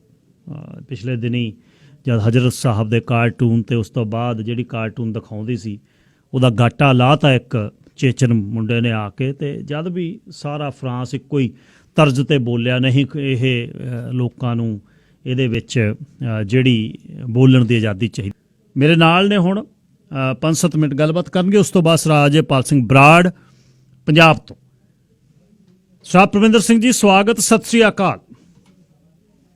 ਸਤਿ ਸ਼੍ਰੀ ਅਕਾਲ ਗਿੱਲ ਸਾਹਿਬ, ਤੁਹਾਨੂੰ ਤੇ ਸਾਰੇ ਸਰੋਤਿਆਂ ਨੂੰ ਮੇਰੇ ਵੱਲੋਂ ਪਿਆਰ ਭਰੀ ਸਤਿਕਾਰ ਭਰੀ ਸਤਿ ਸ਼੍ਰੀ ਅਕਾਲ। Thank you. ਅੱਜ ਤੁਹਾਡਾ ਸਕੈਜੂਲ ਬਹੁਤ ਬਿਜ਼ੀ ਸੀ, ਫਿਰ ਵੀ ਤੁਸੀਂ ਮੈਨੂੰ ਟਾਈਮ ਦਿੱਤਾ, ਥੈਂਕ ਯੂ, ਧੰਨਵਾਦ ਵੀਰੇ। ਧੰਨਵਾਦ ਬਾਈ ਜੀ, ਕੋਈ ਗੱਲ ਨਹੀਂ।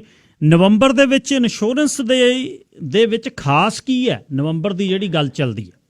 ਹਾਂਜੀ, ਨਵੰਬਰ ਦਾ ਇਹ ਹੈ ਜੀ, ਇਹ ਫਾਈਨੈਂਸ਼ੀਅਲ ਲਿਟਰੇਸੀ ਮੰਥ ਆ। ਉਹ ਤਾਂ ਹੀ ਕਹਿੰਦੇ ਵੀ ਜਿਹੜੇ ਵੀ ਆਪਾਂ ਕੋਈ ਵੀ ਚੀਜ਼ ਲੈ ਕੇ ਆਉਂਦੇ ਆ, ਇਸੇ ਕਰਕੇ ਲੈ ਕੇ ਆਉਣਾ ਕਿ ਆਪਣਾ ਸੌਦਾ ਵੇਖਿਆ ਵੀ ਆਪਣੀ ਕਮਿਊਨਿਟੀ ਨੂੰ ਅਵੇਅਰਨੈਸ ਹੋਵੇ, ਕਿਹੜੀਆਂ ਚੀਜ਼ਾਂ ਅਵੇਲੇਬਲ ਨੇ, ਕਿਹੜੀਆਂ ਚੀਜ਼ਾਂ ਦਾ ਉਹ ਖਿਆਲ ਰੱਖਣ ਜਦੋਂ ਵੀ ਕੋਈ ਫਾਈਨੈਂਸ਼ੀਅਲ ਪ੍ਰੋਡਕਟ ਉਹਨਾਂ ਨੇ ਲੈਣਾ ਆ। ਇਸ ਕਰਕੇ ਜਿਹੜਾ ਨਵੰਬਰ ਦਾ ਮਹੀਨਾ ਹੈਗਾ ਜੀ, ਸਾਰਾ ਇਸੇ ਕਰਕੇ ਹੈ ਵੀ ਆਪਦੇ ਆਪ ਨੂੰ ਤੁਸੀਂ ਅਪਡੇਟ ਰੱਖੋ, keep track of your money. ਜਦੋਂ ਤੁਸੀਂ ਜਿਹੜਾ ਡੈਟ ਬਾਰੋ ਕਰਨਾ, ਦੇਖੋ ਮੋੜਨਾ ਕਿੱਦਾਂ, ਸਾਰੀਆਂ ਚੀਜ਼ਾਂ ਆਪਦੀਆਂ, ਕਿਤੇ ਵੀ ਆਪਾਂ ਕਮਿਟਮੈਂਟ ਕਰਨੀ ਹੈ ਕਿਸ਼ਤਾਂ ਦੀ, ਕਿਤੇ ਉਹ ਸਾਰੀਆਂ ਚੀਜ਼ਾਂ ਆਪਾਂ ਨੂੰ ਪਤਾ ਹੋਣੀਆਂ ਚਾਹੀਦੀਆਂ ਨੇ, ਕਦੋਂ ਸਾਡੀਆਂ ਕਿਸ਼ਤਾਂ ਮੁੱਕਣੀਆਂ, ਕਿੱਦਾਂ ਹੋਣਗੀਆਂ।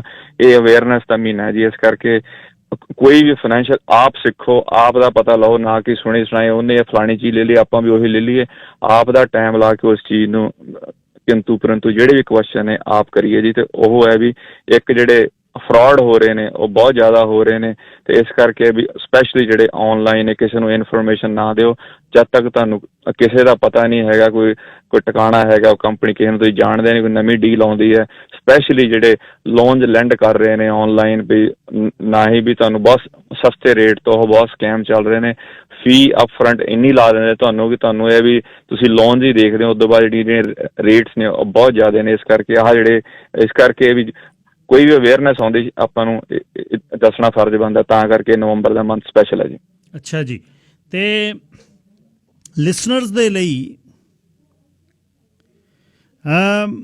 ਲਾਈਫ ਇੰਸ਼ੋਰੈਂਸ ਦੇ ਲਈ ਥਿੰਕ ਇੰਸ਼ੋਰੈਂਸ ਨੂੰ ਉਹ ਕਦ ਕੰਸੀਡਰ ਕਰ ਸਕਦੇ ਨੇ?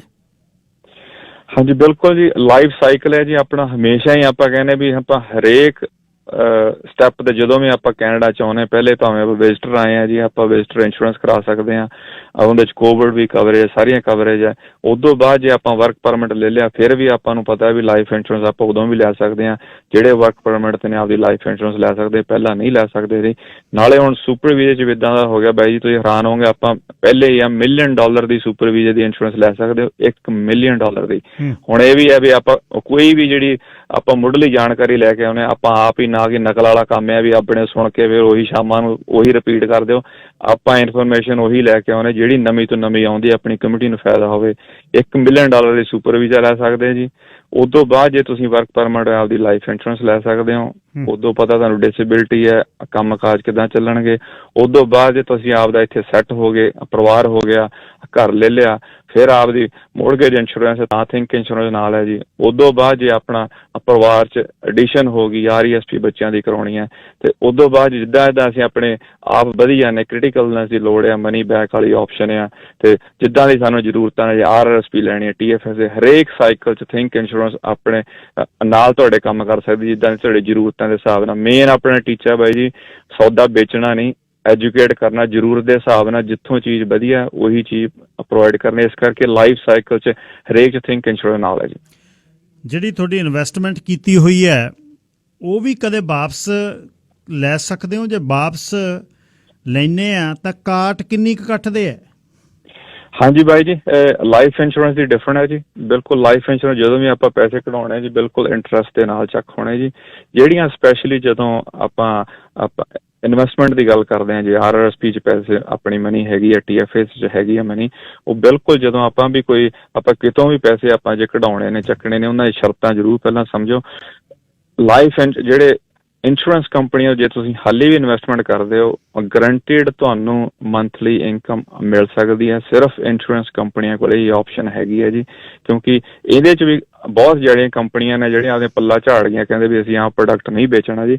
ਬਿਲਕੁਲ ਹਾਲੇ ਵੀ ਕਈ ਹੈਗੀਆਂ। ਜੇ ਐਗਜ਼ਾਮਪਲ ਜੇ ਕਿਸੇ ਨੇ $1,00,000 ਲਾਇਆ ਸੀਗਾ, ਜੇ ਆਪਦੇ 65 ਸਾਲ ਤੋਂ ਬਾਅਦ ਕਹਿਣ ਵੀ ਸਾਨੂੰ ਇਨਕਮ ਆਉਂਦੀ ਰਹੇ ਸਾਰੀ ਉਮਰ ਵਾਸਤੇ, 4% ਤੋਂ ਬਾਅਦ ਸਾਰੀ ਉਮਰ ਦੀ ਜਿੰਨੇ ਪੈਸੇ ਉਦੋਂ ਹੋ ਜਾਣਗੇ 65 ਤੇ ਉਦੋਂ ਬਾਅਦ 50 ਸਾਲ ਤੇ ਵੀ ਲੈ ਸਕਦੇ, ਪਰ 65 ਤੇ ਵੀ ਜੇ ਲਵਾਉਂਦੇ ਸਾਰੀ ਉਮਰ ਦੀ ਗਰੰਟਿਡ ਇਨਕਮ ਉਹ ਉਹਨਾਂ ਨੂੰ ਲੱਗ ਸਕਦੀ ਹੈ। ਇਸ ਕਰਕੇ ਆਹ ਆਪਸ਼ਨ ਹੈਗੀਆਂ ਨੇ, ਜ਼ਰੂਰਤ ਦੇ ਹਿਸਾਬ ਨਾਲ ਆਪਦੀ ਚੀਜ਼ ਲਓ ਪਹਿਲਾਂ ਦੱਸ ਕੇ ਜੀ।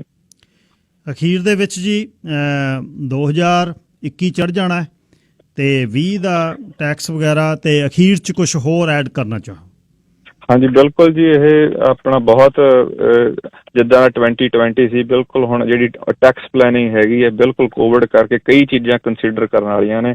ਜਿਹੜੇ ਸਪੈਸ਼ਲੀ ਜਿਹੜੇ ਸੈਲਫ ਇੰਪਲੋਇਡ ਨੇ, ਜਿਹੜੇ CRB ਜਿਨ੍ਹਾਂ ਲਈ ਹੋਈ ਹੈ, ਉਹ ਵੀ ਇਨਕਮ ਉਹਨਾਂ ਦੀ ਬਣਨੀ ਹੈ, ਜਾਂ ਘਰੋਂ ਜਿਹੜੇ ਕੰਮ ਕਰਦੇ ਨੇ, ਆਫਿਸ ਦੇ ਖਰਚੇ ਕਿੱਦਾਂ ਪਾਉਣੇ ਨੇ, ਇਹ ਸਾਰੀਆਂ ਚੀਜ਼ਾਂ will be little bit different from usually ਦੂਜੇ ਆਮ ਜਿਹੜੇ ਆਪਾਂ ਟੈਕਸ ਭਰਦੇ ਹਾਂ। ਇਸ ਕਰਕੇ ਜ਼ਰੂਰ ਆਪੇ, ਬਾਕੀ ਕਿਉਂਕਿ ਮੈਂ ਟੈਕਸ ਮਾਹਿਰ ਤਾਂ ਨਹੀਂ ਹੈਗਾ, ਨਾ ਹੀ ਮੈਂ ਟੈਕਸ ਦਾ ਕੰਮ ਕਰਦਾ, ਪਰ ਇਹ ਚੀਜ਼ਾਂ ਜਿਹੜੀਆਂ ਅਵੇਅਰ ਆਪਦੇ ਕਿਸੇ ਵੀ ਤੁਸੀਂ CG ਅਕਾਊਂਟੈਂਟ ਨਾਲ ਡੀਲ ਕਰਦੇ ਉਹਨਾਂ ਨਾਲ ਜ਼ਰੂਰ ਕਰੋ। ਤੇ ਮੇਨ ਹੈ ਵੀ ਕੋਈ ਵੀ ਲਾਈਫ ਇੰਸ਼ੋਰੈਂਸ ਕਿੱਦਾਂ ਦਾ ਵੀ ਕੁਐਸਚਨ ਹੋਵੇ, ਕਿਉਂਕਿ ਲਾਈਫ ਇੰਸ਼ੋਰੈਂਸ ਆਪਾਂ ਬਾਈ ਜੀ ਉਹਲਾ ਹੀ ਚੱਕਤਾ, ਔਨਲਾਈਨ ਜਾ ਕੇ ਆਪਦੇ ਤੁਸੀਂ ਸਾਡੇ ਆਪਦੇ ਏਜ ਪਾਓ, ਡੇਟ ਆਫ ਬਰਥ ਪਾਓ, ਕਿੱਦਾਂ ਦੀ ਤੁਸੀਂ ਕਵਰੇਜ ਚਾਹੁੰਦੇ ਹੋ, ਤੁਹਾਨੂੰ ਜਿਹਦੇ ਪ੍ਰਾਈਸ ਪਤਾ ਲੱਗ ਜੂਗੀ। ਨਾਲੇ ਕੈਨੇਡਾ ਦੇ ਸਾਰੀਆਂ ਜਿੰਨੀਆਂ ਵੱਡੀਆਂ ਕੰਪਨੀਆਂ ਨੇ, ਛੋਟੀਆਂ ਕੰਪਨੀਆਂ, ਤੁਹਾਨੂੰ ਜਿਹਦੇ ਪਤਾ ਲੱਗ ਗਿਆ ਇਹ ਪ੍ਰਾਈਸ ਹੋਣੀ ਹੈ। ਉਦੋਂ ਬਾਅਦ ਤੁਸੀਂ ਸਾਨੂੰ ਫੋਨ ਕਰ ਸਕਦੇ ਹੋ, ਅਪਾਇੰਟਮੈਂਟ ਬਣਾ ਸਕਦੇ ਹੋ, ਬਗੈਰ ਮਿਲੇ ਹੀ ਤੁਹਾਨੂੰ ਔਨਲਾਈਨ ਤੁਸੀਂ ਆਪਦੇ ਇੰਸ਼ੋਰੈਂਸ ਖਰੀਦ ਸਕਦੇ ਹੋ। ਜੇ ਕੋਈ ਵੀ ਕੁਐਸਚਨ ਹੈ ਹਮੇਸ਼ਾ ਹਾਜ਼ਰ ਹੈ, ਨਾ ਹੀ ਤੁਹਾਨੂੰ ਫੋਨ ਤੋਂ ਫੋਨ ਕਰਕੇ ਉਦੋਂ ਬਾਅਦ ਤੰਗ ਕਰਨਾ ਜੀ। ਇਹ ਤੁਹਾਡੀ ਜ਼ਰੂਰਤ, ਜਦੋਂ ਤੁਸੀਂ ਸਖਾਲਾ ਟਾਈਮ ਸਮਝੋਗੇ ਸਾਨੂੰ ਫੋਨ ਕਰ ਸਕਦੇ ਹੋ ਜੀ। ਇਸ ਕਰਕੇ ਥੈਂਕ ਯੂ ਬਾਈ, ਧੰਨਵਾਦ। ਤੇ ਸਾਡਾ BC ਤੇ ਅਲਬਰਟਾ 'ਚ ਕਿਤੇ ਵੀ ਬੈਠੇ ਤੁਸੀਂ 604 828 7213, ਤੇ ਜਾਂ ਸਾਡਾ ਛੋਟਾ ਵੀਰ ਰਮਨਦੀਪ ਸਿੰਘ ਸੋਤਾ ਜੀ, ਤੇ ਕੈਲਗਰੀ ਵਿੱਚ 5879697213, ਜਾਂ ਸਾਡੀ ਵੈਬਸਾਈਟ ਹੈਗੀ ਜੀ thinkinsurance.ca, ਸਾਡਾ ਫੇਸਬੁੱਕ ਹੈ ਥਿੰਕ ਇੰਸ਼ੋਰੈਂਸ ਜੀ। ਧੰਨਵਾਦ ਗਿੱਲ ਸਾਹਿਬ, ਮੈਨੂੰ ਅੱਜ ਸਮਾਂ ਦੇਣ ਲਈ ਬਹੁਤ ਬਹੁਤ ਸ਼ੁਕਰੀਆ। ਧੰਨਵਾਦ ਜੀ, ਬਹੁਤ ਬਹੁਤ ਸ਼ੁਭ ਸ਼ਾਮਾਂ। ਸਰਦਾਰ ਅਜੇਪਾਲ ਸਿੰਘ ਬਰਾੜ ਸਟੈਂਡ ਬਾਈ ਨੇ ਮੇਰੇ ਨਾਲ, ਤੇ ਵਪਾਰਕ ਸੰਦੇਸ਼ਾਂ ਦੇ ਵਿੱਚ ਤੋਂ ਬਾਅਦ ਮੇਰਾ ਪਿੰਡ ਮੇਰੇ ਖੇਤ ਦੇ ਵਿੱਚ ਸਰਦਾਰ ਅਜੇਪਾਲ ਸਿੰਘ ਬਰਾੜ ਜਿਹੜੇ ਸ਼ੰਭੂ ਮੋਰਚੇ ਤੇ ਪਹਿਲੇ ਦਿਨੋਂ ਡਟੇ ਹੋਏ ਨੇ ਦੀਪ ਸਿੱਧੂ ਦੇ ਨਾਲ। ਕੀ ਸੋਚਦੇ ਨੇ, ਕੀ ਮਹਾਨ ਹੋਏਗਾ, ਕੀ ਰੁੱਖ ਕਰੇਗਾ ਇਹ ਸੰਘਰਸ਼, ਕਿੱਧਰ ਨੂੰ ਜਾਏਗੀ ਗੱਲ, ਭੂ ਰਾਜਨੀਤੀ ਦੇ ਉਹ ਮਾਹਰ ਨੇ ਤੇ ਕਿਤਾਬ ਅੰਗਰੇਜ਼ੀ ਦੀ ਉਹਨਾਂ ਨੇ ਲਿਖੀ ਅਬਦਾਲੀ ਦੀ ਪਾਲ ਕੀ ਕੰਬੀ, ਤੇ ਬਹੁਤ ਵਾਰ ਉਹਨਾਂ ਨੇ ਗੱਲ ਆਪਣੇ ਨਾਲ ਕੀਤੀ ਆ। ਵਪਾਰਕ ਸੰਦੇਸ਼ਾਂ ਤੋਂ ਬਾਅਦ ਹੁਣੇ ਉਹਨਾਂ ਨਾਲ ਗੱਲਬਾਤ ਸ਼ੁਰੂ ਕਰਦੇ ਹਾਂ। ਪੰਜਾਬ ਦੇ ਸੰਘਰਸ਼ ਦੀ ਕਹਾਣੀ ਤੁਹਾਡੇ ਸਨਮੁਖ ਕਰਨੀ ਹੈ ਮੈਂ ਹੁਣ। ਪਹਿਲੇ ਦਿਨੋਂ ਸ਼ੰਭੂ ਬਾਰਡਰ ਤੇ ਆਪਣੇ ਸਾਥੀਆਂ ਦੇ ਨਾਲ, ਦੀਪ ਸਿੱਧੂ ਤੇ ਹੋਰਨਾਂ ਦੇ ਨਾਲ, ਸਰਦਾਰ ਅਜੇਪਾਲ ਸਿੰਘ ਬਰਾੜ ਨੇ ਮੋਰਚਾ ਆਪਣਾ ਮੱਲਿਆ ਹੋਇਆ। ਸਰਦਾਰ ਅਜੇਪਾਲ ਸਿੰਘ ਬਰਾੜ ਨੂੰ ਤੁਸੀਂ ਬਹੁਤ ਵਾਰ KRPI ਤੇ ਸੁਣਿਆ।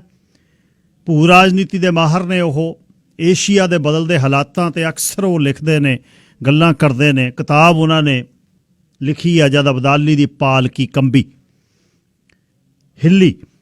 ਉਹ ਕੱਲ ਉਹਨਾਂ ਨੇ ਕੂਚ ਕੀਤਾ ਸਾਰਿਆਂ ਦੇ ਨਾਲ, ਸ਼ੰਭੂ ਤੋਂ ਕੁੰਡਲੀ ਬਾਰਡਰ ਤੇ ਪਹੁੰਚ ਕੇ ਕੁੰਡਲੀ ਤੋਂ ਵਾਪਸ ਆਏ ਨੇ, ਕਿਉਂਕਿ ਜਥੇਬੰਦੀ ਕਿਵੇਂ ਚਲਾਉਣੀ ਆ, ਕੀ ਗੱਲਬਾਤ ਕਰਨੀ ਹੈ, ਉਹ ਆਗੂਆਂ ਨੂੰ ਪਤਾ ਹੁੰਦਾ। ਉਹਨਾਂ ਨਾਲ ਕੱਲ ਦਾ ਸਫ਼ਰ ਰਾਦਰ ਸ਼ੰਭੂ ਜਦ ਦੇ ਉਹ ਬੈਠੇ ਆ ਉਸ ਦੇ ਬਾਰੇ ਗੱਲਬਾਤ, ਤੇ ਉਹਨਾਂ ਦੀ ਅੱਖ ਕਹਿੰਦੀ ਕੀ ਹੈ ਕਿ ਹੁਣ ਇਹ ਕੀ ਹੋਣਾ। ਗੱਲਬਾਤ ਕਰਨਗੇ ਸਰਦਾਰ ਅਜੇਪਾਲ ਸਿੰਘ ਬਰਾੜ। ਬਰਾੜ ਸਾਹਿਬ ਸਵਾਗਤ ਜੀ। ਵਾਹਿਗੁਰੂ ਜੀ ਕਾ ਖਾਲਸਾ, ਵਾਹਿਗੁਰੂ ਜੀ ਕੀ ਫਤਿਹ। ਵਾਹਿਗੁਰੂ ਜੀ ਕਾ ਖਾਲਸਾ, ਵਾਹਿਗੁਰੂ ਜੀ ਕੀ ਫਤਿਹ ਜੀ। ਬਰਾੜ ਸਾਹਿਬ, ਪਹਿਲੇ ਦਿਨ ਤੋਂ ਸ਼ੰਭੂ ਤੁਸੀਂ ਬਾਰਡਰ ਤੇ ਬੈਠੇ ਹੋ ਉਸ ਮੋਰਚੇ ਤੇ। ਇਹ ਜਿਹੜੀ ਇਸ ਫੇਜ਼ ਦੇ ਵਿੱਚ ਜਿੱਥੇ ਤੁਸੀਂ ਹੁਣ ਹੋ, ਅਸੀਂ ਵੇਖ ਰਹੇ ਹਾਂ ਬਾਹਰ ਬੈਠੇ ਪ੍ਰਦੇਸੀ ਖਾਲਸਾ ਨਿਗਾਹ ਰੱਖ ਰਿਹਾ, ਇਸ ਫੇਜ਼ ਦੇ ਲਈ ਤੁਸੀਂ ਤਿਆਰ ਸੋ ਸੇ ਇਸ ਫੇਜ਼ ਨੂੰ ਤੁਸੀਂ ਕਿਵੇਂ ਲੈਂਦੇ ਹੋ? ਕੱਲ ਦਾ ਜਿਹੜਾ ਕੂਚ ਜਿਵੇਂ ਉਹਨਾਂ ਨੇ ਬੰਦ ਕੀਤਾ ਸੀ, ਬੰਦ ਕਰਨ ਤੋਂ ਬਾਅਦ ਫਿਰ ਖੋਲ੍ਹਿਆ ਜਿਵੇਂ, ਉਹਦੇ ਤੇ ਹੈਰਾਨੀ ਵੀ ਹੁੰਦੀ ਆ ਜਿਵੇਂ ਉਹ ਸਿੰਬੋਲਿਕ ਸੀ, ਸੰਕੇਤਕ ਸੀ, ਜਾਂ ਰੋਹ ਦੇ ਸਾਹਮਣੇ ਉਹਨਾਂ ਨੂੰ ਪਤਾ ਲੱਗ ਗਿਆ ਵੀ ਨਹੀਂ ਇਹ ਗੱਲ ਮੁੜਨੀ ਨਹੀਂ ਹੈ। ਪਹਿਲੇ ਦਿਨ ਤੋਂ ਸ਼ੰਭੂ ਦਾ ਤੇ ਉਸ ਤੋਂ ਬਾਅਦ ਕੱਲ ਦਾ ਤੇ ਅੱਜ ਤੱਕ ਦੀ ਜਿਹੜੀ ਪਹਿਲਾ ਰੂਪਮਾਨ ਕਰਿਓ ਲੋਕ ਸੁਣਨ ਵਾਲਿਆਂ। ਗਿੱਲ ਸਾਹਿਬ, ਆਪਾਂ ਜਿਹੜਾ ਸ਼ੰਭੂ ਤੇ ਜਿਹੜਾ ਮੋਰਚਾ ਲਾਇਆ ਉਹ ਥੋੜਾ ਜਿਹਾ ਤੁਹਾਨੂੰ ਜਿਵੇਂ ਪਹਿਲਾਂ ਵੀ ਦੱਸਿਆ ਕਿ ਕਿਸਾਨ ਜਥੇਬੰਦੀਆਂ ਨਾਲੋਂ ਥੋੜਾ ਜਿਹਾ ਹੱਟ, ਉਹਨਾਂ ਦਾ ਸਹਾਈ ਮੋਰਚਾ ਤਾਂ ਹੈ। ਉਹਨਾਂ ਦੇ ਇਸ ਸੰਘਰਸ਼ ਦੀ ਅਸੀਂ ਇੱਕ ਤਰ੍ਹਾਂ ਕੰਪਲੀਮੈਂਟਰੀ ਤਾਂ ਹੈ, ਪਰ ਨਾਲ ਹੀ ਅਸੀਂ ਇਹ ਗੱਲ ਕਰਦੇ ਹਾਂ ਕਿ ਵੀ ਮਸਲਿਆਂ ਦਾ ਹੱਲ ਕੱਲਾ MSP ਮਿਲੇ ਤੇ ਇਹ ਕਾਨੂੰਨ ਰੱਦ ਹੋਏ ਨਹੀਂ ਮਿਲਦਾ। ਕਿਉਂਕਿ MSP ਜਦੋਂ ਸੀ ਉਦੋਂ ਵੀ ਖੁਦਕਸ਼ੀਆਂ ਸੀਗੀਆਂ, ਪੰਜਾਬ ਦੀ ਹਾਲਤ ਬੁਰੀ ਹੋ ਰਹੀ ਸੀ, ਸਾਡੀ ਇਕੋਲੋਜੀ ਡੈਮੇਜ ਹੋ ਰਹੀ ਸੀ। ਤੇ ਸਾਡਾ ਇਹ ਕਹਿਣਾ ਹੈ ਕਿ ਵੀ ਜਿੰਨੀ ਦੇਰ ਪੰਜਾਬ ਨੂੰ ਖੁਦ ਮੁਖਤਾਰੀ ਨਹੀਂ ਮਿਲਦੀ, ਆਪਦੇ ਫੈਸਲੇ ਲੈਣ ਦਾ ਹੱਕ ਨਹੀਂ ਮਿਲਦਾ, ਉਨੀ ਦੇਰ ਤੱਕ ਪੰਜਾਬ ਦਾ ਹੱਲ ਨਹੀਂਗਾ। ਪਰ ਸ਼ਾਰਟ ਟਰਮ ਦੇ ਵਿੱਚ ਆਪਾਂ ਇਹ ਕਿਸਾਨ ਜਥੇਬੰਦੀਆਂ ਤੇ ਇੱਕ ਤਰ੍ਹਾਂ ਕੁੰਡਾ ਵੀ ਰੱਖਿਆ ਹੋਇਆ ਤੇ ਨਾਲ ਇਹਨਾਂ ਦੀ ਸਪੋਰਟ 'ਚ ਵੀ ਖੜੇ ਆ। ਸੋ ਇਹ ਜਿਹੜਾ 26-27 ਵਾਲੀ ਜਿਹੜੀ ਕਾਲ ਸੀ, ਇਹ ਕਿਸਾਨ ਜਥੇਬੰਦੀਆਂ ਦੀ ਕਾਲ ਸੀ ਤੇ ਆਪਾਂ ਇਹਨਾਂ ਨੂੰ ਸ਼ੰਭੂ ਮੋਰਚੇ ਤੋਂ ਇੱਕ ਤਾਂ ਲੌਜਿਸਟਿਕ ਸਪੋਰਟ ਦੇਣੀ ਸੀ ਕਿ ਵੀ ਕੋਈ ਲੰਗਰ, ਪਾਣੀ, ਮੈਡੀਸਨ, ਜੋ ਵੀ ਸਹਾਇਤਾ ਆਪਾਂ ਕਰ ਸਕਦੇ ਸੀ ਉਹ ਕਰਨੀ ਸੀ, ਤੇ ਜਿੰਨਾ ਕਿ ਜੱਥਾ ਆਪਾਂ ਭੇਜ ਸਕਦੇ ਸੀ ਆਪਾਂ ਨਾਲ ਭੇਜਣਾ ਸੀ ਜੀ। ਅੱਛਾ ਬਰਾੜ ਸਾਹਿਬ, ਇੱਕ ਸਵਾਲ ਇਹਦੇ ਨਾਲ ਹੀ ਬਾਹਰ ਵਾਲੇ ਕਰਦੇ ਨੇ ਬਈ ਜੇ ਕਿਸਾਨਾਂ ਦੇ ਨਾਲ ਆਪਣਾ ਮੋਰਚਾ ਨਹੀਂ ਸੀ, ਫਿਰ ਮੋਰਚਾ ਜਿਹੜਾ ਹੈ ਕਿਸਾਨਾਂ ਤੋਂ ਅੱਗੇ ਪਿੱਛੇ ਜਾਂ ਪਹਿਲਾਂ ਕਿਉਂ ਨਹੀਂ ਲਾਇਆ, ਫਿਰ ਉਹਨਾਂ ਦੇ ਨਾਲ ਹੀ ਕਿਉਂ ਲਾਇਆ? ਨਹੀਂ ਜੀ, ਕਿਸਾਨੀ ਦਾ ਮੁੱਦਾ ਉੱਠਿਆ ਹੈ ਤੇ ਜਦੋਂ ਕਿਸਾਨੀ ਦਾ ਮੁੱਦਾ ਉੱਠਿਆ ਤਾਂ ਇਹ ਵਖਰੇਵਾਂ ਇੱਕ ਦਿਨ 30 ਤਰੀਕ ਨੂੰ ਜਿੱਦਣ ਮੀਟਿੰਗ ਹੋਈ ਆ, 25 ਸਤੰਬਰ ਨੂੰ ਸ਼ੰਭੂ ਦੇ ਵਿੱਚ ਸਾਰੇ ਕਲਾਕਾਰ, ਕਿਸਾਨ ਜਥੇਬੰਦੀਆਂ ਇਹ ਸਾਰੇ ਇਕੱਠੇ ਸੀਗੇ। ਕਿ ਉਦੋਂ ਵੀ ਕਿਸਾਨ ਜਥੇਬੰਦੀਆਂ ਨੇ ਹਲੇ ਇਹਨਾਂ ਦੇ ਨਾਲ ਸਾਥ ਨਹੀਂ ਦਿੱਤਾ ਸੀ ਕਲਾਕਾਰਾਂ ਦੇ। ਤੇ 30 ਤਰੀਕ ਨੂੰ ਕਿਸਾਨ ਭਵਨ 'ਚ ਮੀਟਿੰਗ ਹੋਈ ਤੇ ਜਿਹਦੇ ਵਿੱਚ ਇਹ ਡਿਸਾਈਡ ਹੋਇਆ ਕਿ ਵੀ ਕਿਸਾਨ ਜਥੇਬੰਦੀਆਂ ਨੇ, ਕਲਾਕਾਰਾਂ ਨੇ ਡਿਸਾਈਡ ਕੀਤਾ ਵੀ ਅਸੀਂ ਕਿਸਾਨ ਜਥੇਬੰਦੀਆਂ ਨਾਲ ਤਾਲਮੇਲ ਕਮੇਟੀ ਬਣਾਵਾਂਗੇ। ਤੇ ਫਿਰ ਇਹ ਗੱਲ ਹੋਈ ਕਿ ਵੀ ਸ਼ੰਭੂ ਵੀ ਮੋਰਚਾ ਲਾਉਣਾ ਹੈਗਾ, ਤੇ ਉਸ ਸਮੇਂ ਦੀਪ ਸਿੱਧੂ ਨੇ ਡਿਸੀਜਨ ਲਿਆ ਵੀ ਸ਼ੰਭੂ ਮੈਂ ਮੋਰਚਾ ਲਾਉਣਾ ਤੇ ਮਸਲਾ ਡੂੰਘਾ ਹੈਗਾ। ਉਸ ਸਮੇਂ ਤੱਕ ਕਲਾਕਾਰ ਇਹਨਾਂ ਦੇ ਨਾਲ ਸੀ ਤੇ ਅਸੀਂ ਉਦੋਂ ਸਪੋਰਟ ਦਿੱਤੀ ਇਹਨਾਂ ਨੂੰ ਕਿ ਵੀ ਅਸੀਂ ਤੁਹਾਡੇ ਨਾਲ ਆ ਜੇ ਤੁਸੀਂ ਇਹ ਮਸਲੇ ਨੂੰ MSP ਤੋਂ ਬਿਯੋਂਡ ਜਾ ਕੇ ਗੱਲ ਕਰੋਗੇ। ਇਹ ਸਾਡਾ ਸਟੈਂਡ ਹੈ ਸਾਰਿਆਂ ਦਾ, ਸਾਡੇ ਗਰੁੱਪ ਦਾ, ਕਿ ਵੀ ਅਸੀਂ ਤੁਹਾਨੂੰ ਸਪੋਰਟ ਦੇਵਾਂਗੇ ਜੇ ਪ੍ਰੋਵਾਈਡਡ ਤੁਸੀਂ ਪੰਜਾਬ ਦੀ ਖੁਦ ਮੁਖਤਾਰੀ ਦੀ ਗੱਲ ਕਰੋਗੇ। ਤੇ ਪਰ ਹਾਂ ਕਿਉਂਕਿ ਕਿਸਾਨੀ ਦਾ ਮੁੱਦਾ ਇੰਪੋਰਟੈਂਟ ਆ ਤਾਂ ਉਸ ਸਮੇਂ ਕਿਸਾਨ ਜਥੇਬੰਦੀ ਕਿਸਾਨ ਸੰਘਰਸ਼ ਦਾ ਵੀ ਆਪਾਂ ਸਪੋਰਟ ਦੇਣੀ ਆ। ਸੋ ਇਸ ਸਪੋਰਟ ਦੇ ਵਿੱਚ ਆਪਾਂ ਹਰਦੀਪ ਸਿੱਧੂ ਨਾਲ ਆਏ ਸੀਗੇ ਤੇ ਤਾਂ ਇਹ ਮੋਰਚਾ ਉੱਥੇ ਲੱਗਿਆ ਤੇ ਆਪਾਂ ਸਪੋਰਟ ਦੇ ਰਹੇ ਹਾਂ ਕਿ ਵੀ ਹਾਂ ਜੇ ਇੱਥੇ ਖੁਦ ਮੁਖਤਾਰੀ ਦੀ ਗੱਲ ਹੋਊਗੀ ਤੇ ਹੋਰ ਇਸ ਤਰ੍ਹਾਂ ਦਾ ਮਤਲਬ ਪੰਜਾਬ ਦੀ ਆਟੋਨਮੀ ਦੀ ਗੱਲ ਹੋਊਗੀ ਤਾਂ ਸਾਡੀ ਸਪੋਰਟ ਰਹੂਗੀ ਉੱਥੇ। ਦੀਪ ਸਿੱਧੂ ਨੂੰ ਤੁਹਾਡੇ ਗਰੁੱਪ ਦਾ ਹਿੱਸਾ ਮੰਨੀਏ ਜਾਂ ਤੁਸੀਂ ਦੀਪ ਨੂੰ ਲੈ ਕੇ ਆਏ ਹੋ ਜਾਂ ਦੀਪ ਕਰਕੇ ਤੁਸੀਂ ਆਏ ਹੋ? ਨਹੀਂ ਇਹ ਇੱਕ ਤਰ੍ਹਾਂ ਦਾ ਤੁਸੀਂ ਇਹ ਕਹਿ ਲਓ ਕਿ ਵੀ ਐਜ਼ ਆਫ ਟੂਡੇ ਇੱਕ ਸਿੰਬੋਲਿਕ ਰਿਲੇਸ਼ਨਸ਼ਿਪ ਹੈਗਾ ਕਿ ਵੀ ਉੱਥੇ ਜੇ ਮੋਰਚਾ ਲੱਗਿਆ ਤਾਂ ਉਹਦੀ ਜਿਹੜੀ ਆਈਡੀਓਲੋਜੀਕਲ ਸਪੋਰਟ ਆ, ਜਿਹੜੀ ਉਹਦੀ ਸੋਚ ਦੀ ਸਪੋਰਟ ਆ ਤੇ ਜਿਹੜੀ ਉਹਦੀ ਲੌਜਿਸਟਿਕਸ ਦੀ ਸਪੋਰਟ ਆ ਉਹ ਸਾਰੀ ਆਪਣਾ ਗਰੁੱਪ ਆਪਾਂ ਦੇ ਰਹੇ ਹਾਂ ਜੀ। ਜਿਵੇਂ ਮੈਂ ਨਾਲ ਆ ਜਾਂ ਇਹ ਕਹਿ ਲਓ ਵੀ ਆਪਾਂ ਨਾਲ ਖੜੇ ਆ ਇਸ ਕਰਕੇ ਕਿ ਵੀ ਜਿਹਦੇ ਇਕਨੋਮੀ ਦੀ ਗੱਲ ਕਰਦੇ ਆ, ਖੁਦ ਮੁਖਤਾਰੀ ਦੀ ਗੱਲ ਕਰਦੇ ਆ, ਆਪਾਂ ਉੱਥੋਂ ਤੱਕ ਨਾਲ ਚੱਲਣਾ। ਹਾਂ ਇਹ ਹੈ ਕਿ ਵੀ ਜਿੱਦਣ ਇਹ ਗੱਲ ਸ਼ੁਰੂ ਹੋਈ ਸੀ ਉਦੋਂ ਹਲੇ ਪੰਜਾਬ ਦੇ ਵਿੱਚ ਖੁਦ ਮੁਖਤਾਰੀ ਦੀ ਜਾਂ ਅਨੰਦਪੁਰ ਸਾਹਿਬ ਦੇ ਮਤੇ ਦੀ ਲੋਕੀ ਗੱਲ ਨਹੀਂ ਕਰਦੇ ਸੀ। ਅੱਜ ਇਹ ਗਲੀ ਦੇ ਵਿੱਚ ਇਸ ਮੋਰਚੇ ਦਾ ਇਹ ਐਡਵਾਂਟੇਜ ਹੋਇਆ ਕਿ ਇਹ ਇੱਕ ਜਨਰਲਾਈਜ਼ਡ ਗੱਲ ਹੋ ਗਈ ਆ ਤੇ ਹਰ ਜਗ੍ਹਾ ਇਹ ਮੁੱਦਾ ਹੋ ਗਿਆ। ਲੋਕਾਂ ਨੂੰ ਇਹ ਸਮਝ ਆ ਗਈ ਹੈ ਕਿ ਅਖੀਰ ਹੱਲ ਇੱਥੇ ਹੀ ਆ ਸਾਡਾ ਜਾ ਕੇ ਕਿ ਜੇ ਸਾਨੂੰ ਖੁਦ ਮੁਖਤਾਰੀ ਮਿਲਦੀ ਹੈ। ਬਰਾੜ ਸਾਹਿਬ ਹੁਣ ਕੱਲ ਦਾ ਜਿਹੜਾ ਤੁਹਾਡਾ ਸਫ਼ਰ ਸੀ ਉਹਨੂੰ ਸਮਝਾਓ ਤੇ ਫਿਰ ਜਿਹੜੀ ਵਾਪਸੀ ਅੱਜ ਹੋਈ ਹੈ ਕਿੱਥੇ ਗੱਲ ਖੜੀ ਹੈ? ਦਿੱਲੀ ਕੀ ਕਹਿੰਦੀ ਹੈ, ਕਿਸਾਨ ਕੀ ਕਹਿੰਦੇ ਨੇ? ਇੱਕ ਸ਼ਹੀਦੀ ਵੀ ਹੋਈ ਹੈ ਮਾਨਸਾ ਦੇ ਨੇੜੇ ਦੇ ਇੱਕ ਕਿਸਾਨ ਦੀ, ਹੋਰ ਵੀ ਕੁਝ ਹੋ ਸਕਦਾ ਉੱਥੇ, ਉਹਨੂੰ ਸੁਣਨ ਵਾਲਿਆਂ ਨੂੰ ਦੱਸੋ ਜੀ। ਗਿੱਲ ਸਾਹਿਬ ਜਿਹੜੀਆਂ ਇਹ 30 ਜਾਂ 31 ਜਥੇਬੰਦੀਆਂ ਕਿਸਾਨਾਂ ਦੀਆਂ ਇਹ ਸਾਰੀਆਂ ਵੈਸੇ ਅੱਡ ਜਥੇਬੰਦੀਆਂ ਪਰ ਇਹਨਾਂ ਦੇ ਵਿੱਚ ਵੀ ਇੱਕ ਸੁਰਤਾ ਇਕਸਾਰਤਾ ਉਸ ਹਿਸਾਬ ਦੀ ਹੈ ਨਹੀਂ ਗੀ। ਪਰ ਫਿਰ ਵੀ ਇੱਕ ਟੀਚਾ ਇਹਨਾਂ ਦਾ ਸੀ ਕਿ ਆਪਾਂ ਦਿੱਲੀ ਚੱਲਣਾ ਹੈ। ਇਦੋਂ ਪਹਿਲਾਂ ਇਹਨਾਂ ਨੇ ਰੇਲਾਂ ਪਹਿਲਾਂ ਇਹਨਾਂ ਨੇ ਮਾਲ ਗੱਡੀ ਖੋਲੀਆਂ, ਫਿਰ ਇਹਨਾਂ ਨੇ ਪੈਸੇਂਜਰ ਗੱਡੀ ਖੋਲੀਆਂ, ਪਰ ਉਹਦੇ ਵਿੱਚ ਵੀ ਜਿਹੜੀ ਇੱਕ ਜ਼ਿਆਦਾ ਤੱਕ ਲੈਫਟ ਦੀਆਂ ਜਥੇਬੰਦੀਆਂ ਪਰ ਉਹਨਾਂ ਚੋਂ ਇੱਕ ਜਿਹੜੀ ਕੀਰਤੀ ਕਿਸਾਨ ਜਥੇਬੰਦੀ ਸੀਗੀ ਮਾਝੇ ਦੀ ਉਹ ਲੈਫਟ ਜਥੇਬੰਦੀ ਨਹੀਂ, ਉਸ ਨਾਮ ਸਿੰਘ ਪੰਨੂ ਹਰਿਆ ਨੇ ਉਹ ਨਹੀਂ ਖੋਲੀਆਂ ਸੀ ਉਸ ਟਾਈਮ। ਉਹਨਾਂ ਨੇ ਕਿਹਾ ਸੀ ਵੀ ਆਈ ਅਸੀਂ ਤਾਂ ਰੇਲ ਟਰੈਕ ਤੇ ਬੈਠਾਂਗੇ ਤੇ ਫਿਰ ਇਹ ਕਾਲ ਹੋਈ ਕਿ ਵੀ 26-27 ਨੂੰ ਦਿੱਲੀ ਚੱਲੋ ਜੀ। ਤਾਂ ਉਹਦੇ ਵਿੱਚ ਉਗਰਾਹਾ ਜਿਹੜੀ ਜਥੇਬੰਦੀ ਆ ਉਹ ਥੋੜੀ ਜਿਹੀ ਅੱਡ ਚੱਲਦੀ ਸੀ। ਉਹਨਾਂ ਨੇ ਆਪਦੀ ਜਿਹੜੀ ਲਾਮਬੰਦੀ ਆ ਉਹ ਖਨੌਰੀ ਤੇ ਡੱਬ ਵਾਲੀ 2 ਹਿੱਸਿਆਂ ਤੋਂ ਕੀਤੀ ਤੇ ਉਹਨਾਂ ਨੇ ਵੀ ਉੱਥੇ ਕਾਲ ਦਿੱਤੀ ਤੇ ਜਿਹੜੇ ਕੁਛ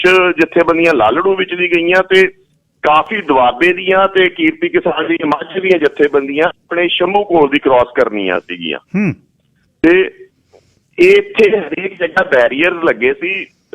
ਮੈਨੂੰ ਇਹ ਨਹੀਂ ਪਤਾ, ਵੈਸੇ ਖਨੌਰੀ ਕਹਿੰਦੇ ਬਹੁਤ ਸਟਰੋਂਗ ਬੈਰੀਕੇਡਿੰਗ ਸੀ, ਅੱਗੇ ਡੱਬ ਵਾਲੀ ਵੀ ਸਟਰੋਂਗ ਬੈਰੀਕੇਡਿੰਗ ਸੀ ਤੇ ਆਪਣੇ ਸ਼ੰਭੂ ਦੀ ਬੈਰੀਕੇਡਿੰਗ ਕਾਫੀ ਸਟਰੋਂਗ ਸੀ। ਕੱਲ ਸਵੇਰੇ ਕੋਈ 11 ਵਜੇ ਤੱਕ 11:15 ਤੱਕ ਉਹ ਬੈਰੀਕੇਡਿੰਗ ਸੀਗੀ। ਉਦੋਂ ਬਾਅਦ ਆਪਣੇ ਇੱਥੋਂ ਮੁੰਡਿਆਂ ਨੇ, ਮੈਂ ਨਾਲ ਸੀ ਉਹਨਾਂ ਦੇ, ਜਦੋਂ ਅਸੀਂ ਪਹਿਲਾ ਹੱਲਾ ਬੋਲਿਆ ਉਹਦੇ ਉੱਤੇ ਕਿ ਵੀ ਬੈਰੀਕੇਡਿੰਗ ਨੂੰ ਹਟਾਓ ਤੁਸੀਂ, ਤਾਂ ਉਹਨਾਂ ਨੇ ਟੀਅਰ ਗੈਸਿੰਗ ਕੀਤੀ ਤੇ ਆਪਣਾ ਪਾਣੀ ਦੀਆਂ ਬੁਛਾੜਾਂ ਕੀਤੀਆਂ ਤੇ ਟੀਅਰ ਗੈਸ ਸ਼ੈਲ ਜਿੰਨੀ ਦੇ ਪਏ ਤੇ ਇੱਕ ਵਾਰੀ ਪਿਛਾਂਹ ਹਟਣਾ ਪਿਆ, ਦੁਬਾਰਾ ਫੇਰ ਕੀਤੀ ਤਾਂ ਮੁੰਡਿਆਂ ਨੂੰ ਸਮਝ ਆ ਗਈ ਕਿ ਵੀ ਇਹ ਪਾਣੀ ਜਿਹੜਾ ਹੈਗਾ ਇਹ ਨੀਚੋਂ ਘੱਗਰ ਚੋਂ ਖਿੱਚਦੇ ਪਏ ਸੀ ਕਿਉਂਕਿ ਉਹ ਪਾਣੀ ਜਿਹੜਾ ਕੈਮੀਕਲ ਸੀਗਾ ਰਲਿਆ ਹੋਇਆ ਤੇ ਪਾਣੀ ਜਲਨ ਕਰਦਾ ਸੀ ਜਿਹਦੇ ਤੇ ਵੀ ਪੈਂਦਾ ਸੀ, ਜਿਵੇਂ ਸਾਡੀ ਢੂਈ ਤੇ ਵੀ ਉਹਦੇ ਕਰਕੇ ਰੈਸ਼ਸ ਹੋ ਗਏ ਸੀਗੇ ਤੇ ਉਹ ਸਾਨੂੰ ਅੰਦਾਜ਼ਾ ਹੋ ਗਿਆ ਤੇ ਉਹ ਇੱਕ ਨੌਜਵਾਨ ਨੇ ਹੇਠਾਂ ਜਾ ਕੇ ਉਹ ਪਾਈਪ ਕੱਟਦੀ ਤੇ ਉਹ ਸਮਝ ਲਓ ਇੱਕ ਵਾਰੀ ਠੱਲ ਪੈ ਗਿਆ ਉਹਨਾਂ ਦੀ ਟੀਅਰ ਗੈਸਿੰਗ ਨੂੰ ਵੀ ਤੇ ਪਾਣੀ ਦੀਆਂ ਵਿਛਾੜਾਂ ਨੂੰ ਵੀ। ਉਦੋਂ ਬਾਅਦ ਮੁੰਡਿਆਂ ਨੇ ਹੱਲਾ ਬੋਲ ਕੇ ਤੇ ਬੈਰੀਕੇਡਸ ਪੱਟ ਕੇ ਘੱਗਰ ਸਿੱਟ ਤੇ ਫਿਰ ਕਾਫੀ ਦੇਰ ਆਪਣੀ ਪਿਚਡ ਬੈਟਲ ਚੱਲੀ ਪੁਲਿਸ ਨਾਲ, ਕੋਈ 2-2.5 ਘੰਟੇ ਧੱਕਾ ਮੁੱਕੀ ਹੁੰਦੀ ਰਹੀ ਤੇ ਧੱਕ ਲਗਾਏ ਨੌਜਵਾਨ ਇੱਧਰੋਂ ਤੇ ਫਿਰ ਟਰੈਕਟਰਾਂ ਵਾਸਤੇ ਰਾਹ ਖੁੱਲ ਗਿਆ। ਫਿਰ ਪੁਲਿਸ ਦੇ ਆਈਜੀ ਨਾਲ ਗੱਲ ਕੀਤੀ, ਉਹਨੇ ਵੀ ਚਲੋ ਇੱਕ ਸਾਨੂੰ ਰਸਤਾ ਦੇਤਾ ਤੇ ਫਿਰ ਆਪਣੇ ਕਾਫਲੇ ਦਿੱਲੀ ਵੱਲ ਨੂੰ ਚੱਲ ਪਏ ਤੇ ਉਹ ਅਸੀਂ ਉਸ ਟਾਈਮ ਇੱਥੋਂ ਨਿਕਲੇ ਜੀ ਤੇ ਉਹ ਉਸ ਸਮੇਂ ਜੋ ਕਾਫਲੇ ਚੱਲੇ ਉਹ ਫਿਰ ਹੌਲੀ ਹੌਲੀ ਕਰਕੇ ਪ੍ਰੋਸੀਡ ਹੁੰਦੇ ਗਏ। ਰਾਜ ਥਾਂ ਬੈਰੀਕੇਡਿੰਗ ਸੀ, ਪ੍ਰੋਬਲਮ ਸੀਗੀਆਂ ਤਾਂ ਸਮਝ ਲਓ ਕਿ ਕੁਛ ਘੰਟਿਆਂ ਬਾਅਦ ਕੁਛ ਜਿਵੇਂ ਦੀਪ ਸਿੱਧੂ ਹਰੇ ਤੇ ਕੁਛ ਆਪਣੇ ਹੋਰ ਵੀ ਜਿਹੜੇ ਉਹ ਦਿੱਲੀ ਪਹੁੰਚ ਗਏ ਜੀ, ਕੁਛ ਅਸੀਂ ਪਿੱਛੇ ਸੀਗੇ ਤੇ ਇਹ ਸਵੇਰੇ ਅੱਜ ਮਤਲਬ ਦਿੱਲੀ ਸੀਗੇ, ਉੱਥੇ ਬੰਗਲਾ ਸਾਹਿਬ ਗੁਰਦੁਆਰੇ ਇਕੱਠੇ ਹੋਏ ਜਾਂ ਉੱਥੋਂ ਵਾਪਸ ਉਹਨੇ ਕੁੰਡਲੀ ਆ ਰਹੇ ਹੈਗੇ ਆ ਤੇ ਕੁੰਡਲੀ ਦੇ ਉੱਤੇ ਹੀ ਮੇਜਰ ਇਕੱਠ ਬਣਦਾ ਪਿਆ। ਹੁਣ ਹੌਲੀ ਹੌਲੀ ਟ੍ਰਿਕਲ ਹੋ ਕੇ ਹੋਰ ਟਰੈਕਟਰ ਟਰਾਲੀਆਂ ਪਿੱਛੋਂ ਆ ਰਹੀਆਂ ਸੋ ਅਗਲਾ ਤੇ ਹੁਣ ਇਹ ਅਗਲਾ ਰੂਪ ਕੀ ਹੋਏਗਾ? ਮਰਵਿੰਦਰ ਸਿੰਘ ਮਾਲੀ ਉਹਨਾਂ ਨੇ ਅੱਜ ਫੇਸਬੁੱਕ ਤੇ ਲਿਖਿਆ, ਉਹ ਕਹਿੰਦੇ ਅੰਦਰ ਵੜਨ ਦੀ ਦਿੱਲੀ ਦੇ ਲੋੜ ਨਹੀਂ, ਬੈਠੋ ਹੀ ਬਾਹਰ। ਅੰਦਰ ਕੀ ਕਰਨਾ? ਅੰਦਰ ਫੜ ਕੇ ਕਿਤੇ ਜੇਲ੍ਹ 'ਚ ਦੇਣਗੇ, ਦਿੱਲੀ 'ਚ ਨਾ ਵੜੋ। ਤੁਸੀਂ ਕੀ ਸੋਚਦੇ ਹੋ?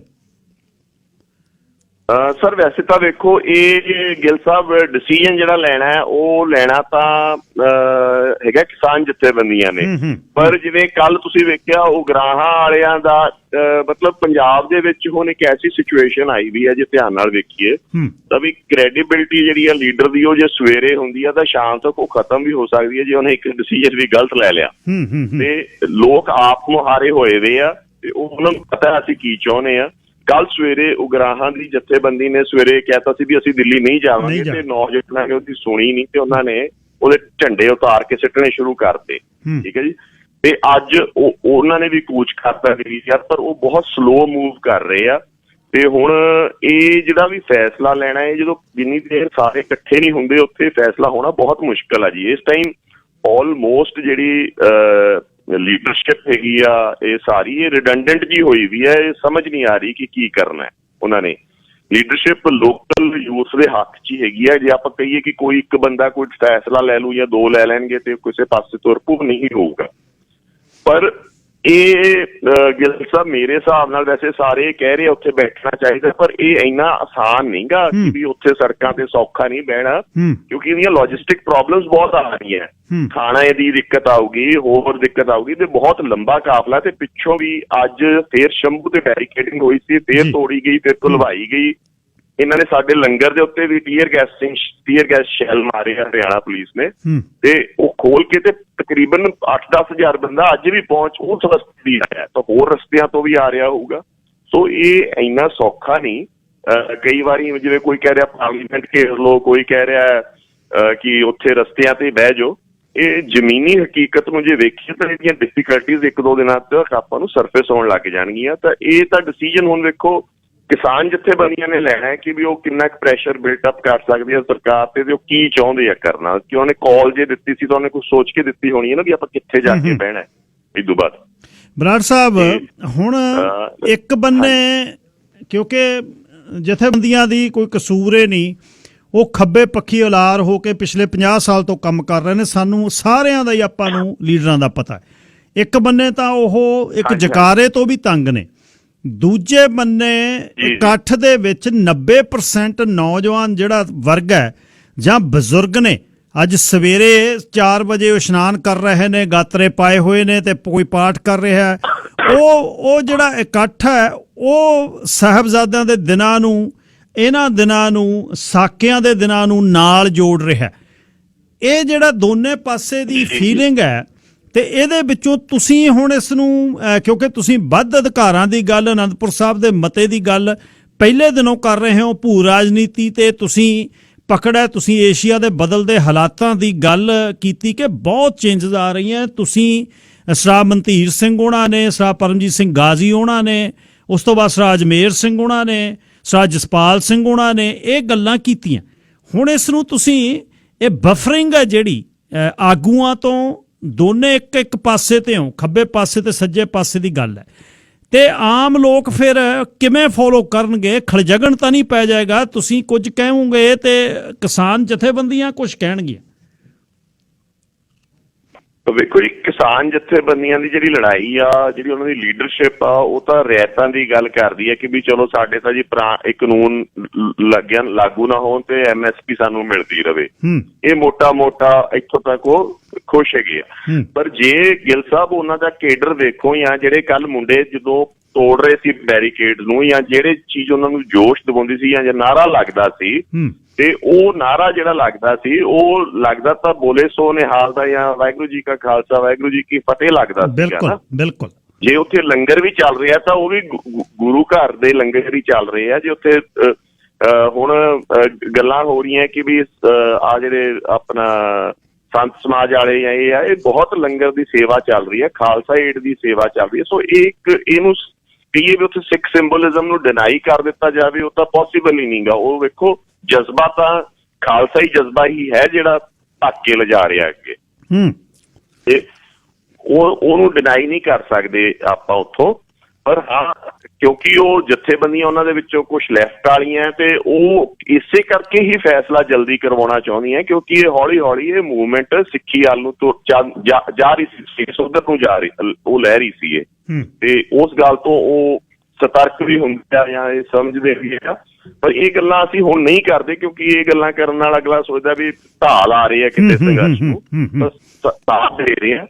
ਤੇ ਇਹ ਬੜੀ, ਤੁਹਾਨੂੰ ਇੱਕ ਗੱਲ ਦੱਸਦੇ ਆ, ਕੱਲ ਮੈਂ ਤੇ ਭਾਈ ਮਨਧੀਰ ਸਿੰਘ ਖੜੇ ਸੀ, ਕੋਲ ਦੀ ਗੱਡੀ ਲੰਘੀ, ਉੱਥੇ ਉਹਦੇ ਤੇ ਆਪਣਾ ਟਰੱਕ ਲੰਘੀ ਆ, ਉਹਦੇ ਤੇ ਸੰਜੇ ਫੋਟੋ ਲੱਗੀ ਵੀ ਸੀ, ਤੇ ਉੱਤੇ ਉਹਦੇ ਥੋੜੀ ਜਿਹੀ ਉੱਤੇ ਉਹਨੇ ਕਾਮਰੇਡਾਂ ਵਾਲਾ ਨਿਸ਼ਾਨ ਬਣਾਇਆ ਹੋਇਆ ਸੀ, ਤੇ ਆਦੀ ਜਥੇਬੰਦੀ ਦਾ ਨਾਂ ਲਿਖਿਆ ਹੋਇਆ ਸੀ। ਸੋ ਇੰਸਪੀਰੇਸ਼ਨ ਹੁਣ ਤੁਸੀਂ ਹਿਸਾਬ ਲਾ ਸਕਦੇ ਹੋ ਕਿੱਥੋਂ ਮਿਲ ਰਹੀ ਆ, ਠੀਕ ਹੈ ਨਾ, ਤਾਂ ਉਹ ਡਿਨਾਈ ਨਹੀਂ ਆਪਾਂ ਕਰ ਸਕਦੇ। ਤੇ ਉਸ ਇੰਸਪੀਰੇਸ਼ਨ ਦੇ ਸਦਕਾ ਹੀ ਅੱਜ ਲੋਕ ਵੱਧ ਰਹੇ ਆ, ਤੇ ਉੱਥੇ ਜਕਾਰੇ ਵੀ ਵੱਜ ਰਹੇ ਆ, ਉੱਥੇ ਉਹ ਸਿੰਬਲਿਜ਼ਮ ਵੀ ਦਿੱਲੀ ਦਾ ਹੈ ਕਿ ਵੀ ਖਾਲਸੇ ਨੇ ਦਿੱਲੀ ਜਿੱਤੀ ਆ ਤੇ ਅਸੀਂ ਫੇਰ ਆ ਗਏ ਆ, ਤੇ ਇਹ ਜੋਸ਼ ਤਾਂ ਉਸੇ ਜੋ ਉੱਥੋਂ ਮਿਲਦਾ ਹੈ ਕਿਤੋਂ, ਭਾਵਨਾ ਚ। ਬਰਾੜ ਸਾਹਿਬ, ਕਿਸਾਨ ਜਥੇਬੰਦੀਆਂ ਦੀਆਂ ਤਾਂ ਜਿਹੜੀਆਂ ਮੰਗਾਂ ਹੈ ਜਦੋਂ ਨੇੜੇ ਲੱਗ ਗਈਆਂ ਉਹਨਾਂ ਨੇ ਖੁਸ਼ ਹੋ ਜਾਣਾ। ਵੱਧ ਅਧਿਕਾਰਾਂ ਦੀ ਗੱਲ, ਸੰਤ ਜਰਨੈਲ ਸਿੰਘ ਜੀ ਖਾਲਸਾ ਪਿੰਡਰਾਂ ਵਾਲਿਆਂ ਦੀ ਗੱਲ, ਅਨੰਦਪੁਰ ਸਾਹਿਬ ਦੇ ਮਤੇ ਦੀ ਗੱਲ, ਕੀ ਪੰਜਾਬ ਦੀ ਜ਼ਮੀਨ ਬੱਤਰ ਹੈ, ਧਾਰਮਿਕ, ਸਮਾਜਿਕ, ਆਰਥਿਕ ਤੌਰ ਤੇ ਪੰਜਾਬ ਇਸ ਗੱਲ ਲਈ ਤਿਆਰ ਹੈ ਕਿ ਇਹ ਵੱਧ ਅਧਿਕਾਰਾਂ ਦੀ ਗੱਲ ਤੁਹਾਡੇ ਨਾਲ ਰਲ ਕੇ ਉਹ ਕਰੇਗਾ? ਵੇਖੋ ਜੀ, ਅਸੀਂ ਇੱਕ ਵਾਰਿਸ ਪੰਜਾਬ ਦੇ ਨਾਂ ਦੀ ਨਾਂ ਦਾ ਇੱਕ ਪ੍ਰੋਗਰਾਮ ਚਲਾਇਆ ਹੋਇਆ, ਜਿਹਦੇ ਵਿੱਚ ਹੁਣ ਆਪਾਂ ਇਹ ਗੱਲ ਕਰਦੇ ਹਾਂ ਕਿ ਵੀ ਪੰਜਾਬ ਦੇ ਵਿੱਚ ਪੰਜਾਬ ਕੇਂਦਰਿਤ, ਮਤਲਬ ਪੰਜਾਬ ਸੈਂਟਰਿਕ ਖੇਤੀਬਾੜੀ ਮਾਡਲ ਕੀ ਹੋਵੇ, ਠੀਕ ਹੈ ਜੀ। ਜਦੋਂ ਅਸੀਂ ਪੰਜਾਬ ਕੇਂਦਰਿਤ ਖੇਤੀਬਾੜੀ ਮਾਡਲ ਦੀ ਗੱਲ ਕਰਦੇ ਹਾਂ ਤਾਂ ਅਸੀਂ ਆਪਦੀ ਸੋਚ ਨੂੰ 1850 ਤੋਂ ਪੁਰਾਣੇ ਪੰਜਾਬ ਵੱਲ ਲੈ ਕੇ ਜਾਂਦੇ ਹਾਂ, ਜਦੋਂ ਪੰਜਾਬ ਦੇ ਫੈਸਲੇ ਪੰਜਾਬ ਦੇ ਲੋਕ ਆਪ ਫੈਸਲੇ ਕਰਦੇ ਸੀ। ਉਦੋਂ ਬਾਅਦ ਜਦੋਂ ਅੰਗਰੇਜ਼ ਆ ਗਿਆ ਤੇ ਚਾਹੇ ਹੁਣ ਵਾਲੀ ਸਟੇਟ ਆ ਗਈ, ਤਾਂ ਫੈਸਲੇ ਜਿਹੜੇ ਹੈਗੇ ਆ ਉਹ ਪੰਜਾਬ ਕੇਂਦਰਿਤ ਨਹੀਂ ਰਹੇ। ਸੋ ਪਹਿਲਾਂ ਤਾਂ ਆਪਾਂ ਨੂੰ ਲੋਕਾਂ ਨੂੰ ਉਹ ਸੋਚ ਤੇ ਲਿਆਉਣਾ ਪਊ। ਪਰ ਅਸੀਂ ਹੁਣ ਇਹ ਦੇਖਿਆ ਕਿ ਲੋਕ ਜਿਹੜੇ ਆਮ ਪੰਜਾਬ ਦੀ ਜਨਤਾ ਹੈ ਉਹ ਅਸੀਂ ਉਹਨਾਂ ਮਤਲਬ ਜਿਹੜੇ ਸਟੈਪਸ ਅਸੀਂ ਲੈ ਰਹੇ ਹਾਂ, ਪੰਜਾਬ ਦੇ ਲੋਕ ਉਦੋਂ ਅੱਗੇ ਨਿਕਲੇ ਵੇ, ਉਹ ਖੁਦਮੁਖਤਿਆਰੀ ਦੀ ਗੱਲ ਗਲੀ ਗਲੀ ਚ ਪਿੰਡ ਚ ਹੋ ਰਹੀ ਹੈ ਇਸ ਟਾਈਮ। ਉਹ ਮੰਨਦੇ ਆ ਕਿ ਵੀ ਇਹ ਹੱਲ ਆ, ਉਹਨਾਂ ਦੇ ਅੰਦਰੋਂ ਇਹ ਨਿਕਲਦੀ ਹੈ ਗੱਲ ਕਿ ਇਹ ਹੱਲ ਸਾਡਾ ਅਸਲ ਚ ਇਹੀ ਆ। ਹੁਣ ਗੱਲ ਇਹ ਹੈ ਕਿ ਵੀ ਜੇ ਅਸੀਂ ਪੰਜਾਬ ਕੇਂਦਰਿਤ ਮਾਡਲ ਲਾਗੂ ਕਰਨਾ ਹੈ ਤਾਂ ਉਹਦੇ ਵਾਸਤੇ ਸਾਡੇ ਕੋਲ ਰਾਜਨੀਤਿਕ ਸਪੇਸ ਚਾਹੀਦੀ ਆ, ਪੋਲੀਟੀਕਲ ਸਪੇਸ ਚਾਹੀਦੀ ਹੈਗੀ ਆ, ਸਮਾਜਿਕ ਸਪੇਸ ਚਾਹੀਦੀ ਆ।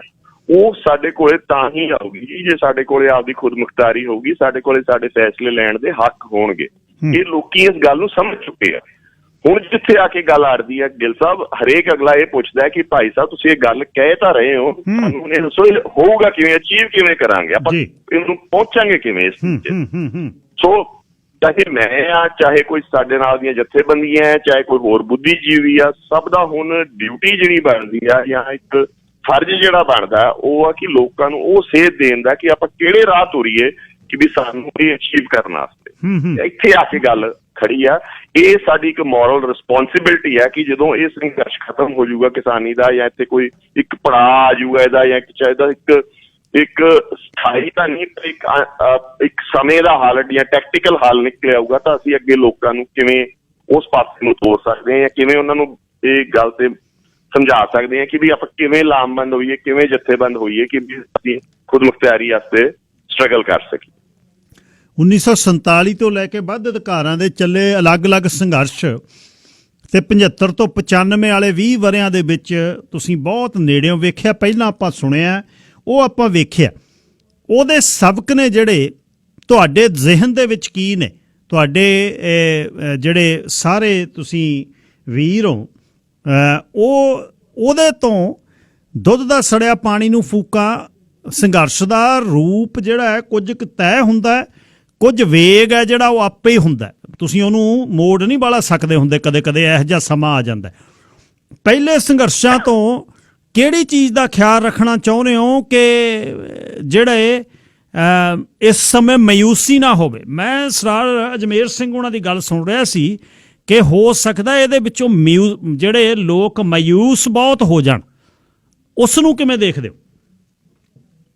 ਗਿੱਲ ਸਾਹਿਬ, ਪਹਿਲੀ ਗੱਲ ਤਾਂ ਆਪਾਂ ਜਿਹੜਾ ਪੰਜਾਬ ਦੇ ਸੰਘਰਸ਼ ਨੂੰ ਮੈਂ ਇਸ ਤਰੀਕੇ ਨਾਲ ਦੇਖਦਾ ਕਿ 1847 ਤੋਂ ਬਾਅਦ ਜਦੋਂ ਪਹਿਲੀ ਜੰਗ ਹੋ ਗਈ ਸੀ ਸਿੱਖਾਂ ਦੀ ਅੰਗਰੇਜ਼ ਨਾਲ, ਤਾਂ ਉਦੋਂ ਬਾਅਦ ਤੋਂ ਲੈ ਕੇ ਹੁਣ ਤੱਕ ਪੰਜਾਬ ਟਿਕਿਆ ਨਹੀਂ।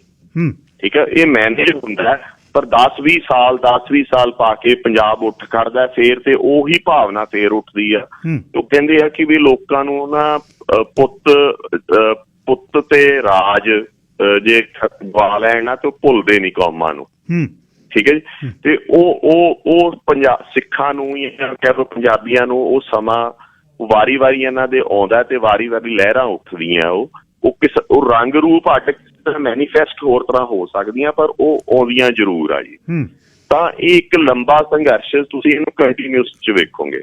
ਫਿਰ ਹੁਣ ਜੇ ਆਪਾਂ ਪਿਛਲਾ ਸੰਘਰਸ਼ ਵੀ ਵੇਖੀਏ ਤਾਂ ਉਹਨੂੰ ਮਾਯੂਸੀ ਨਾਲ ਨਹੀਂ ਆਪਾਂ ਨੂੰ ਦੇਖਣਾ ਚਾਹੀਦਾ। ਉਹ ਕੋਈ ਮਾੜਾ ਦੌਰ ਨਹੀਂ ਸੀ, ਉਹਦੇ ਵਿੱਚ ਲੋਕਾਂ ਨੇ ਕੁਰਬਾਨੀਆਂ ਦਿੱਤੀਆਂ ਤੇ ਉਹਦੇ ਵਿੱਚ ਉਹਨੇ ਕੌਮ ਨੂੰ ਦੁਬਾਰਾ ਇੱਕ ਵਾਰੀ ਜਿੰਦਾ ਕਰਤਾ ਤੇ ਉੱਥੋਂ ਹੀ ਆਪਾਂ ਇੰਸਪੀਰੇਸ਼ਨ ਡਰਾ ਕਰਦੇ ਹਾਂ। ਜੋ ਹੁਣ ਲੋਕਾਂ 'ਚ ਮੈਂ ਵੇਖਿਆ ਕਿ ਕਲੈਕਟਿਵ ਲੀਡਰਸ਼ਿਪ 'ਚ ਜੋ ਸਮਝ ਆਈ ਆ ਜਾਂ ਜੋ ਆਪਣੇ ਲੋਕਾਂ 'ਚ ਵੀ ਮੈਂ ਵੇਖਿਆ ਹੁਣ ਪਿਛਲੇ 2 ਮਹੀਨਿਆਂ 'ਚ ਵੀ ਜੋ ਸਮਝ ਆਈ ਆ, ਉਹ ਇਹ ਆ ਕਿ ਵੀ ਕਿਤੇ ਵੀ ਲੋਕ ਸਮਝਦੇ ਆ ਕਿ ਅਸੀਂ ਵਾਇਲੈਂਸ ਨਹੀਂ ਕਰਨਾ, ਅਸੀਂ ਵਾਇਲੈਂਸ ਵਾਲੇ ਪਾਸੇ ਨਹੀਂ ਜਾਣਾ। ਜਿੰਨੀ ਦੇਰ ਸਾਨੂੰ ਸੰਘਰਸ਼, ਇਹ ਨਹੀਂ ਮੈਂ ਕਹਿੰਦਾ ਕਿ ਵੀ ਵਾਇਲੈਂਸ ਨੂੰ ਆਪਾਂ ਕਹਿ ਦਈਏ ਕਿ ਵੀ ਵਾਇਲੈਂਸ ਨਹੀਂ ਹੁੰਦਾ, ਸੰਘਰਸ਼ ਦੇ ਇੱਕ ਸਪੈਕਟਰਮ ਹੁੰਦਾ ਜੀ, ਵਾਇਲੈਂਸ ਵੀ ਹੁੰਦਾ, ਨੋਨ ਵਾਇਲੈਂਸ ਵੀ ਹੁੰਦਾ। ਇਹ ਲੀਡਰ ਨੇ ਜਾਂ ਕੌਮਾਂ ਨੇ ਵੇਖਣਾ ਹੁੰਦਾ ਮੌਕੇ ਤੇ ਕਿ ਵੀ ਉਹਦਾ ਸਹੀ ਟੂਲ ਕੀ ਹੈ ਜਾਂ ਸਹੀ ਹਥਿਆਰ ਕੀ ਹੈ, ਕਿ ਵਾਇਲੈਂਸ ਦੇ ਰਾਹ ਕਿ ਨੋਨ ਵਾਇਲੈਂਸ ਦੇ ਅਹਿੰਸਾ ਦੇ ਰਾਹ ਨਾਲ ਮਿਲ ਜਾਂਦਾ। ਦੋਨੇ ਚੀਜ਼ਾਂ ਮਾੜੀਆਂ ਜਾਂ ਚੰਗੀਆਂ ਨਹੀਂ ਕਹਿ ਸਕਦੇ। ਇੱਕੋ ਮਤਲਬ ਜਿਵੇਂ ਇੱਕ ਦਰਿਆ ਹੈ, ਉਹਦੇ ਸ਼ਰੇ ਆ ਕਈ, ਉਹ ਸ਼ਰੇ ਜਾਂ ਵਹਿਣ ਆ ਜਿਹੜੇ ਉਹ ਅੱਡ ਤਰ੍ਹਾਂ ਦੇ ਹੋ ਸਕਦੇ।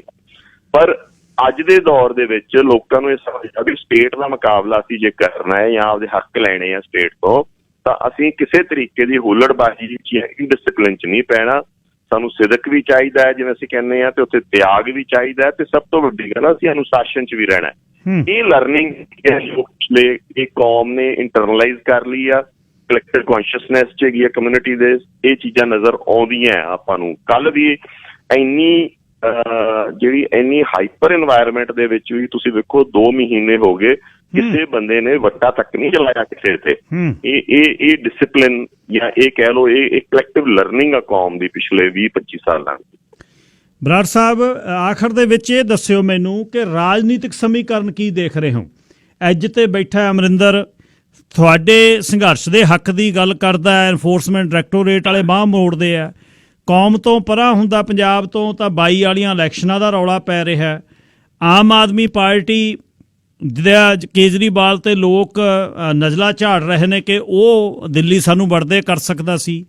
ਮੋਦੀ ਦੇ ਜਿਹੜੇ ਹਿੰਡ ਨੂੰ ਲੋਕ ਜਾਣਦੇ ਨੇ। ਅਖੀਰ 'ਚ ਇਸ ਨੂੰ ਇਹ ਦੱਸਿਓ, ਖੈਰ ਸੰਘਰਸ਼ ਦਾ ਰਾਜਨੀਤਿਕ ਸਮੀਕਰਨ ਤਾਂ ਖੈਰ ਹੁੰਦਾ ਨਹੀਂ ਕੋਈ, ਪਰ ਵਕਤੀ ਤੌਰ ਤੇ ਇਸ ਨੂੰ ਰਾਜਨੀਤੀ ਦੇ ਪਿੜ ਦੇ ਵਿੱਚੋਂ ਕਿਵੇਂ ਦੇਖਦੇ ਹੋ? ਰਾਜਨੀਤੀ ਜੀ ਇਸ ਟਾਈਮ ਬੀਜੇਪੀ ਤਾਂ ਸਟੇਟ ਦੇ ਵਿੱਚ ਪੰਜਾਬ ਦੇ ਵਿੱਚ ਮਾਰਜਨਲਾਈਜ਼ਡ ਆ ਮੌਕੇ ਦੇ ਤੌਰ ਤੇ, ਅੱਜ ਦੇ ਤੌਰ ਤੇ, ਹਨਾ। ਤੇ ਇਸੇ ਤਰ੍ਹਾਂ ਆਮ ਆਦਮੀ ਪਾਰਟੀ, ਜਾਂ ਇਹ ਕਹਿ ਸਕਦਾ ਆਪਾਂ ਇਹ ਕਹਿ ਸਕਦੇ ਹਾਂ ਮੋਟੇ ਤੌਰ ਤੇ ਕਿ ਬੀਜੇਪੀ ਬਿਲਕੁਲ ਹੀ ਮਾਰਜਨਲਾਈਜ਼ਡ ਆ, ਤੇ ਬਾਕੀ ਦੀ ਜਿਹੜੀ ਪੋਲੀਟੀਕਲ ਲੀਡਰਸ਼ਿਪ ਆ ਪੰਜਾਬ ਦੀ ਉਹ ਸਾਰੀ ਹੀ ਡਿਸਕ੍ਰੈਡਿਟਡ ਆ। ਥੋੜਾ ਬਹੁਤ ਕਾਂਗਰਸ ਨੇ ਆਪਦੇ ਡਿੱਗਦੇ ਵਕਾਰ ਨੂੰ ਬਚਾ ਲਿਆ, ਉਹ ਵੀ ਬਹੁਤ ਤੇਜ਼ੀ ਨਾਲ ਡਿੱਗ ਰਿਹਾ ਸੀ।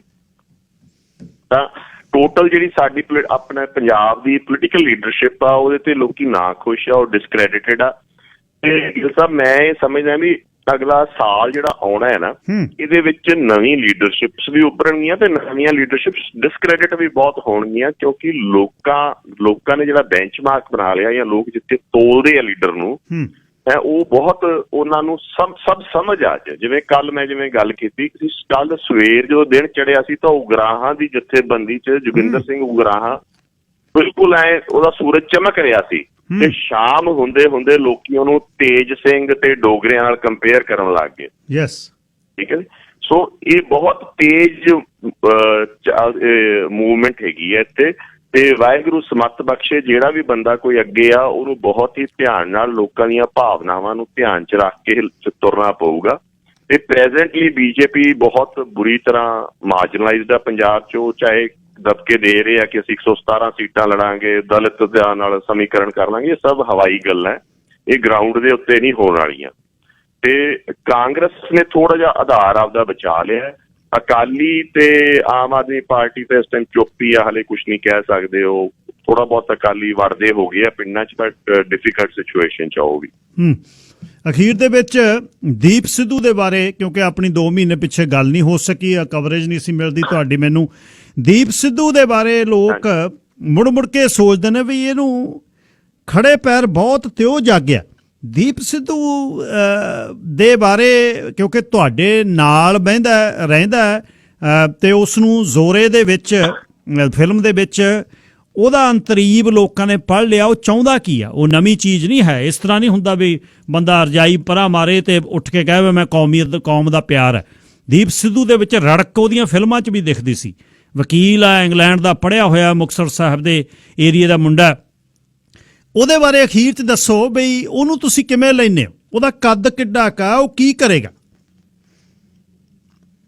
ਦੇਖੋ ਜੀ, ਗਿੱਲ ਸਾਹਿਬ ਐਜ਼ ਆਫ ਟੂਡੇ ਤਾਂ ਉਹ ਖੁਦ ਮੁਖਤਾਰੀ ਦੀ ਗੱਲ ਕਰ ਰਿਹਾ, ਪੰਜਾਬ ਦੀ ਆਟੋਨਮੀ ਦੀ ਗੱਲ ਕਰ ਰਿਹਾ ਹੈ ਨਾ।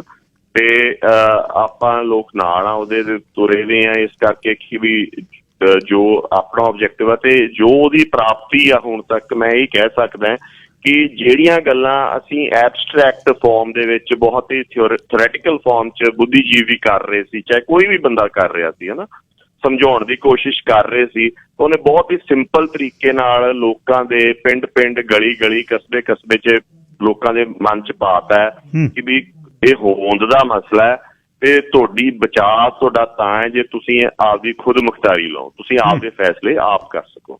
ਤਾਂ ਇਹ ਸੈਂਸਿਟਾਈਜ਼ ਕਰ ਦੇਣਾ, ਲੋਕਾਂ ਨੂੰ ਇਸ ਤੱਕ ਲੈ ਆਉਣਾ, ਇਹ ਬਹੁਤ ਵੱਡੀ ਪ੍ਰਾਪਤੀ, ਕਿਉਂਕਿ ਕਾਮਨ ਆਦਮੀ ਨੂੰ ਇਹ ਗੱਲ ਸਮਝਾ ਦੇਣੀ। ਅਸੀਂ ਤੁਹਾਨੂੰ ਪਤਾ ਹੀ ਆ ਪਿਛਲੇ 5 ਸਾਲਾਂ ਤੋਂ 4 ਤੋਂ ਜਾਂ 3 ਤੋਂ ਅੱਡ ਸੈਮੀਨਾਰਸ ਕਰ ਰਹੇ ਹਾਂ, ਸਮਝਾਉਣ ਦੀ ਕੋਸ਼ਿਸ਼ ਕਰ ਰਹੇ ਹਾਂ। ਠੀਕ ਆ, ਕੈਨੇਡਾ 'ਚ ਜਾਂ ਆਸਟ੍ਰੇਲੀਆ 'ਚ ਜਾਂ ਅਮਰੀਕਾ 'ਚ ਬੈਠੇ ਲੋਕ ਸਮਝ ਵੀ ਜਾਂਦੇ ਆ, ਕਿਉਂਕਿ ਤੁਸੀਂ ਉਹ ਚੀਜ਼ਾਂ ਇੱਥੇ ਮਹਿਸੂਸ ਕੀਤੀਆਂ, ਤੁਹਾਡੀਆਂ ਸਰਕਾਰਾਂ ਤੁਹਾਨੂੰ ਉਹ ਦਿੰਦੀਆਂ ਆਜ਼ਾਦੀ। ਤਾਂ ਤੁਸੀਂ ਤਾਂ ਗੱਲ ਨੂੰ ਸਾਡੀ ਨੂੰ ਜਲਦੀ ਗ੍ਰੈਸਪ ਕਰ ਸਕਦੇ ਸੀ, ਪਰ ਪੰਜਾਬ ਦੇ ਵਿੱਚ ਇਹਦਾ ਬੂਟਾ ਲਾਉਣਾ ਐਡਾ ਸੌਖਾ ਨਹੀਂ ਸੀ। ਤੇ ਕੁਛ ਲੋਕਾਂ ਨੂੰ ਸਮਝ ਆਉਂਦੀ ਸੀ ਜਿਹੜੀ ਪ੍ਰਾਪਤੀ ਸ਼ੰਭੂ ਮੋਰਚੇ ਰਾਹੀਂ, ਦੀਪ ਸਿੱਧੂ ਰਾਹੀਂ ਜਾਂ ਸ਼ੰਭੂ ਮੋਰਚੇ ਦੇ ਰਾਹੀਂ ਆਪਾਂ ਕਰ ਲਈ ਆ, ਤੇ ਉਹਦੇ ਅੰਦਰ ਭਾਵਨਾ ਹੈ, ਸਾਰਾ ਕੁਛ ਹੈ।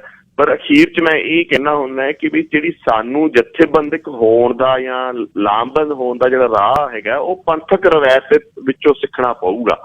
ਉਹ ਇਹ ਹੈ ਕਿ ਵੀ ਪੰਥਕ ਰਵਾਇਤ 'ਚ ਆਪਾਂ ਜਦੋਂ ਵੀ ਜਿੱਤ ਪ੍ਰਾਪਤ ਕੀਤੀ, ਚਾਹੇ ਉਹ ਮਿਸਲ ਕਾਲ ਸੀ ਜੀ, ਤੇ ਚਾਹੇ ਆਪਣਾ ਗੁਰਦੁਆਰਾ ਰਿਫਾਰਮ ਮੂਵਮੈਂਟ ਸੀ, ਗੁਰਦੁਆਰਾ ਸੁਧਾਰ ਲਹਿਰ ਵੇਲੇ, ਤਾਂ ਪਿੰਡ 'ਚ ਕਸਬੇ 'ਚ ਇਲਾਕਿਆਂ 'ਚ ਇੱਕ ਡੀਸੈਂਟਰਲਾਈਜ਼ਡ ਜੱਥੇ ਹੋ ਗਏ ਸੀ, ਖੁਦ ਮੁਖਤਾਰ ਜੱਥੇ ਆਪ ਹੀ ਉੱਠ ਖੜੇ ਸੀ, ਜਿਹੜੇ ਇੱਕ ਟੀਚੇ ਵੱਲ ਤੁਰ ਪਏ ਸੀਗੇ।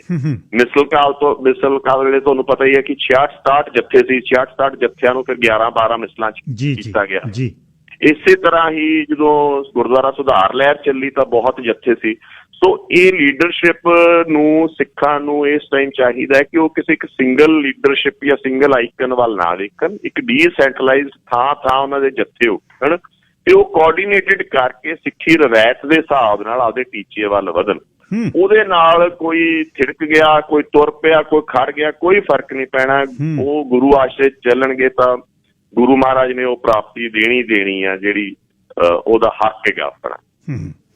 ਬਰਾੜ ਸਾਹਿਬ ਧੰਨਵਾਦ ਬਹੁਤ ਤੇ ਗੱਲਬਾਤ ਆਪਾਂ ਕੀਤੀ, ਤੇ ਆਉਣ ਵਾਲੇ ਦਿਨ ਦੇ ਵਿੱਚ ਜਿਵੇਂ ਇਹਦਾ ਰੂਪ ਹੋਏਗਾ ਤੇ ਤੁਸੀਂ ਪਲੀਜ਼ ਮੇਰੇ ਨਾਲ ਸ਼ਾਮਲ ਹੁੰਦੇ ਰਹਿਣਾ। ਦੀਪ ਸਿੱਧੂ ਨੂੰ ਵੀ ਮੈਂ ਕੋਸ਼ਿਸ਼ ਕਰਦਾ ਰਿਹਾ। ਜ਼ਰੂਰ। ਵਾਹਿਗੁਰੂ ਜੀ ਕਾ ਖਾਲਸਾ। ਥੋੜਾ ਜਿਹਾ ਮੈਂ ਪ੍ਰੈਸ਼ਰ ਦੇ ਚ ਬੋਲ ਰਿਹਾ ਸੀ ਬਿਕੋਜ਼ ਇੱਥੇ ਠੰਡ ਬਹੁਤ ਆ। ਕੋਈ ਨਾ ਜੀ, ਧੰਨਵਾਦ ਬਹੁਤ। ਵਾਹਿਗੁਰੂ ਜੀ ਕਾ ਖਾਲਸਾ, ਵਾਹਿਗੁਰੂ ਜੀ ਕੀ ਫਤਿਹ। ਰਾਜਪਾਲ ਸਿੰਘ ਬਰਾੜ ਸ਼ੰਭੂ ਤੋਂ ਗੱਲਬਾਤ ਕਰ ਰਹੇ ਸੀ। ਆਉਣ ਵਾਲੇ ਦਿਨਾਂ 'ਚ ਫੇਰ ਉਹਨਾਂ ਨਾਲ ਗੱਲਬਾਤ ਕਰਾਂਗੇ। ਦੀਪ ਸਿੱਧੂ ਨਾਲ ਵੀ ਮੈਂ ਟਰਾਈ ਕਰ ਰਿਹਾ ਸੀ, ਦੀਪ ਸਿੱਧੂ ਹੋਣੀ ਜਿਹੜਾ ਫੋਨ ਉਹ ਥਰੂ ਨਹੀਂ ਹੋਇਆ। ਕੋਈ ਨਾ, ਸੋਮਵਾਰ ਨੂੰ ਸੀ। ਮੇਰੇ ਖਿਆਲ ਬਹੁਤ ਚੀਜ਼ਾਂ ਨੇ ਜਿਹੜੀਆਂ ਤੁਹਾਡੇ ਦਿਮਾਗ ਦੀਆਂ ਉਹ ਜਿਹੜਾ ਸੋਚ ਰਹੇ ਸੀ ਤੁਸੀਂ ਉਹ ਕਲੀਅਰ ਹੋ ਗਈਆਂ। ਸਰ ਜਸਵੀਰ ਸਿੰਘ ਜੀ, ਮੇਰੇ ਕੋਲ 30 ਸੈਕਿੰਡ ਨੇ ਜੀ ਸਿਰਫ, ਪਲੀਜ਼। Line number 1। ਮੈਂ ਤਾਂ ਇਹੀ ਬੇਨਤੀ ਕਰਨੀ ਸੀ ਜੀ, ਜਿਹੜੀ ਜਾਣਕਾਰੀ ਅਜੇਪਾਲ ਸਿੰਘ ਉਹਨਾਂ ਨੇ ਦਿੱਤੀ ਆ ਬਹੁਤ ਅਹਿਮੀਅਤ ਰੱਖਦੀ ਆ। ਇਹਦੇ 'ਚ ਇੱਕ ਮੈਨੂੰ ਯਾਦ ਆਉਂਦਾ, ਮਹਾਰਾਜ ਕਹਿੰਦੇ ਨੇ ਆਪ ਨਾਰਾਇਣ ਕੱਲਾ ਧਾਰ ਜਗ ਮੇ ਪਰਵਰਿਓ ਜੀ। ਇਹਦੀ ਪ੍ਰਤੱਖਤਾ ਜਿਹੜੀ ਆਪਾਂ ਦੇਖ ਰਹੇ ਆ, ਇੱਕੋ ਹੀ ਜਿਹੜਾ ਨੁਕਤਾ ਸਾਨੂੰ ਸਮਝਣ ਵਾਲਾ ਇਹ ਹੈ ਕਿ ਬਹੁਤਾਤ ਵਿੱਚ ਸਾਨੂੰ ਉਹ ਜਾਣਕਾਰੀ ਲੈਣੀ ਚਾਹੀਦੀ ਹੈ ਜਿਹੜੀ ਸਾਨੂੰ ਉਤਸ਼ਾਹਿਤ ਕਰਨਾ ਚਾਹੁੰਦੀ ਹੋਵੇ, ਨਾ ਕਿ ਉਹ ਜਾਣਕਾਰੀ ਜਿਹੜੀ ਸਾਨੂੰ ਪਸੰਦ ਹੋਵੇ। ਬਸ ਇਹ ਦੋ ਚੀਜ਼ਾਂ ਦਾ ਫਰਕ ਜਦੋਂ ਕੌਮੀ ਤੌਰ ਤੇ ਅਸੀਂ ਸਮਝਣ ਲੱਗ ਗਏ ਤਾਂ ਇਹਦਾ ਨਿਰਣਾ ਸੌਖਾ ਹੋ ਜਾਊਗਾ। ਬਹੁਤ ਬਹੁਤ ਧੰਨਵਾਦ ਤੁਹਾਡਾ। ਧੰਨਵਾਦ ਜੀ ਸਰ ਜੀ। ਦੀਪ ਸਿੱਧੂ ਉਹਨਾਂ ਨਾਲ ਵੀ ਕੰਟੈਕਟ ਹੋ ਗਿਆ ਸੀ, ਪਰ ਹੁਣ ਮਿੰਟ ਇੱਕੇ ਰਹਿੰਦਾ। ਹੋਰ ਕਾਲਰ ਨਹੀਂ ਜੀ ਮੈਂ ਲੈ ਸਕਦਾ, ਸੋਮਵਾਰ ਗੱਲਬਾਤ ਕਰਾਂਗੇ। ਅਖੀਰ ਦੇ ਵਿੱਚ ਸਾਰਾ ਤੁਸੀਂ ਸੁਣੇ ਲਿਆ, ਮੁਲਾਂਕਣ ਤੁਸੀਂ ਕਰੇ ਲੈਣਾ। ਮਾਨਸਾ ਵਾਲਿਆਂ ਨੂੰ ਬੇਨਤੀ ਹੈ ਕਿ ਪਲੀਜ਼ ਗੱਲਬਾਤ ਕਰਿਓ, ਆਪਾਂ ਪਰਿਵਾਰ ਲਈ ਖਿਆਲੀ ਚਹਿਲਾਂ ਦਾ ਜਿਹੜਾ ਵੀਰ ਸ਼ਹੀਦ ਹੋਇਆ ਉਹਦਾ ਪਰਿਵਾਰ ਲਈ ਪੈਸੇ ਭੇਜੀਏ। ਗੋਬਿੰਦ ਹੀ ਹੈ ਸਾਡੇ ਆਜ਼ਾਦ ਸਾਹਾਂ ਦੀ ਲੜੀ, ਗੋਬਿੰਦ ਹੀ ਸਾਡੀ ਜ਼ੁਬਾਨ ਦਾ ਸਭ ਤੋਂ ਉੱਚਾ ਵਾਕ ਹੈ, ਗੋਬਿੰਦ ਹੀ ਸੁੱਖਾ ਸਖਤ, ਗੋਬਿੰਦ ਹੀ ਤਰ ਮਖਮਲੀ, ਗੋਬਿੰਦ ਅੱਖ ਸੰਦਲ ਹਵਾ, ਠੂਠਾ ਸਿੰਘਾਸਣ ਖਾਕ ਹੈ। ਰੱਬ ਰਾਖਾ ਤੇ ਸੋਮਵਾਰ ਨੂੰ 9 ਵਜੇ ਤੁਹਾਡੀ ਸੇਵਾ 'ਚ ਹਾਜ਼ਰ।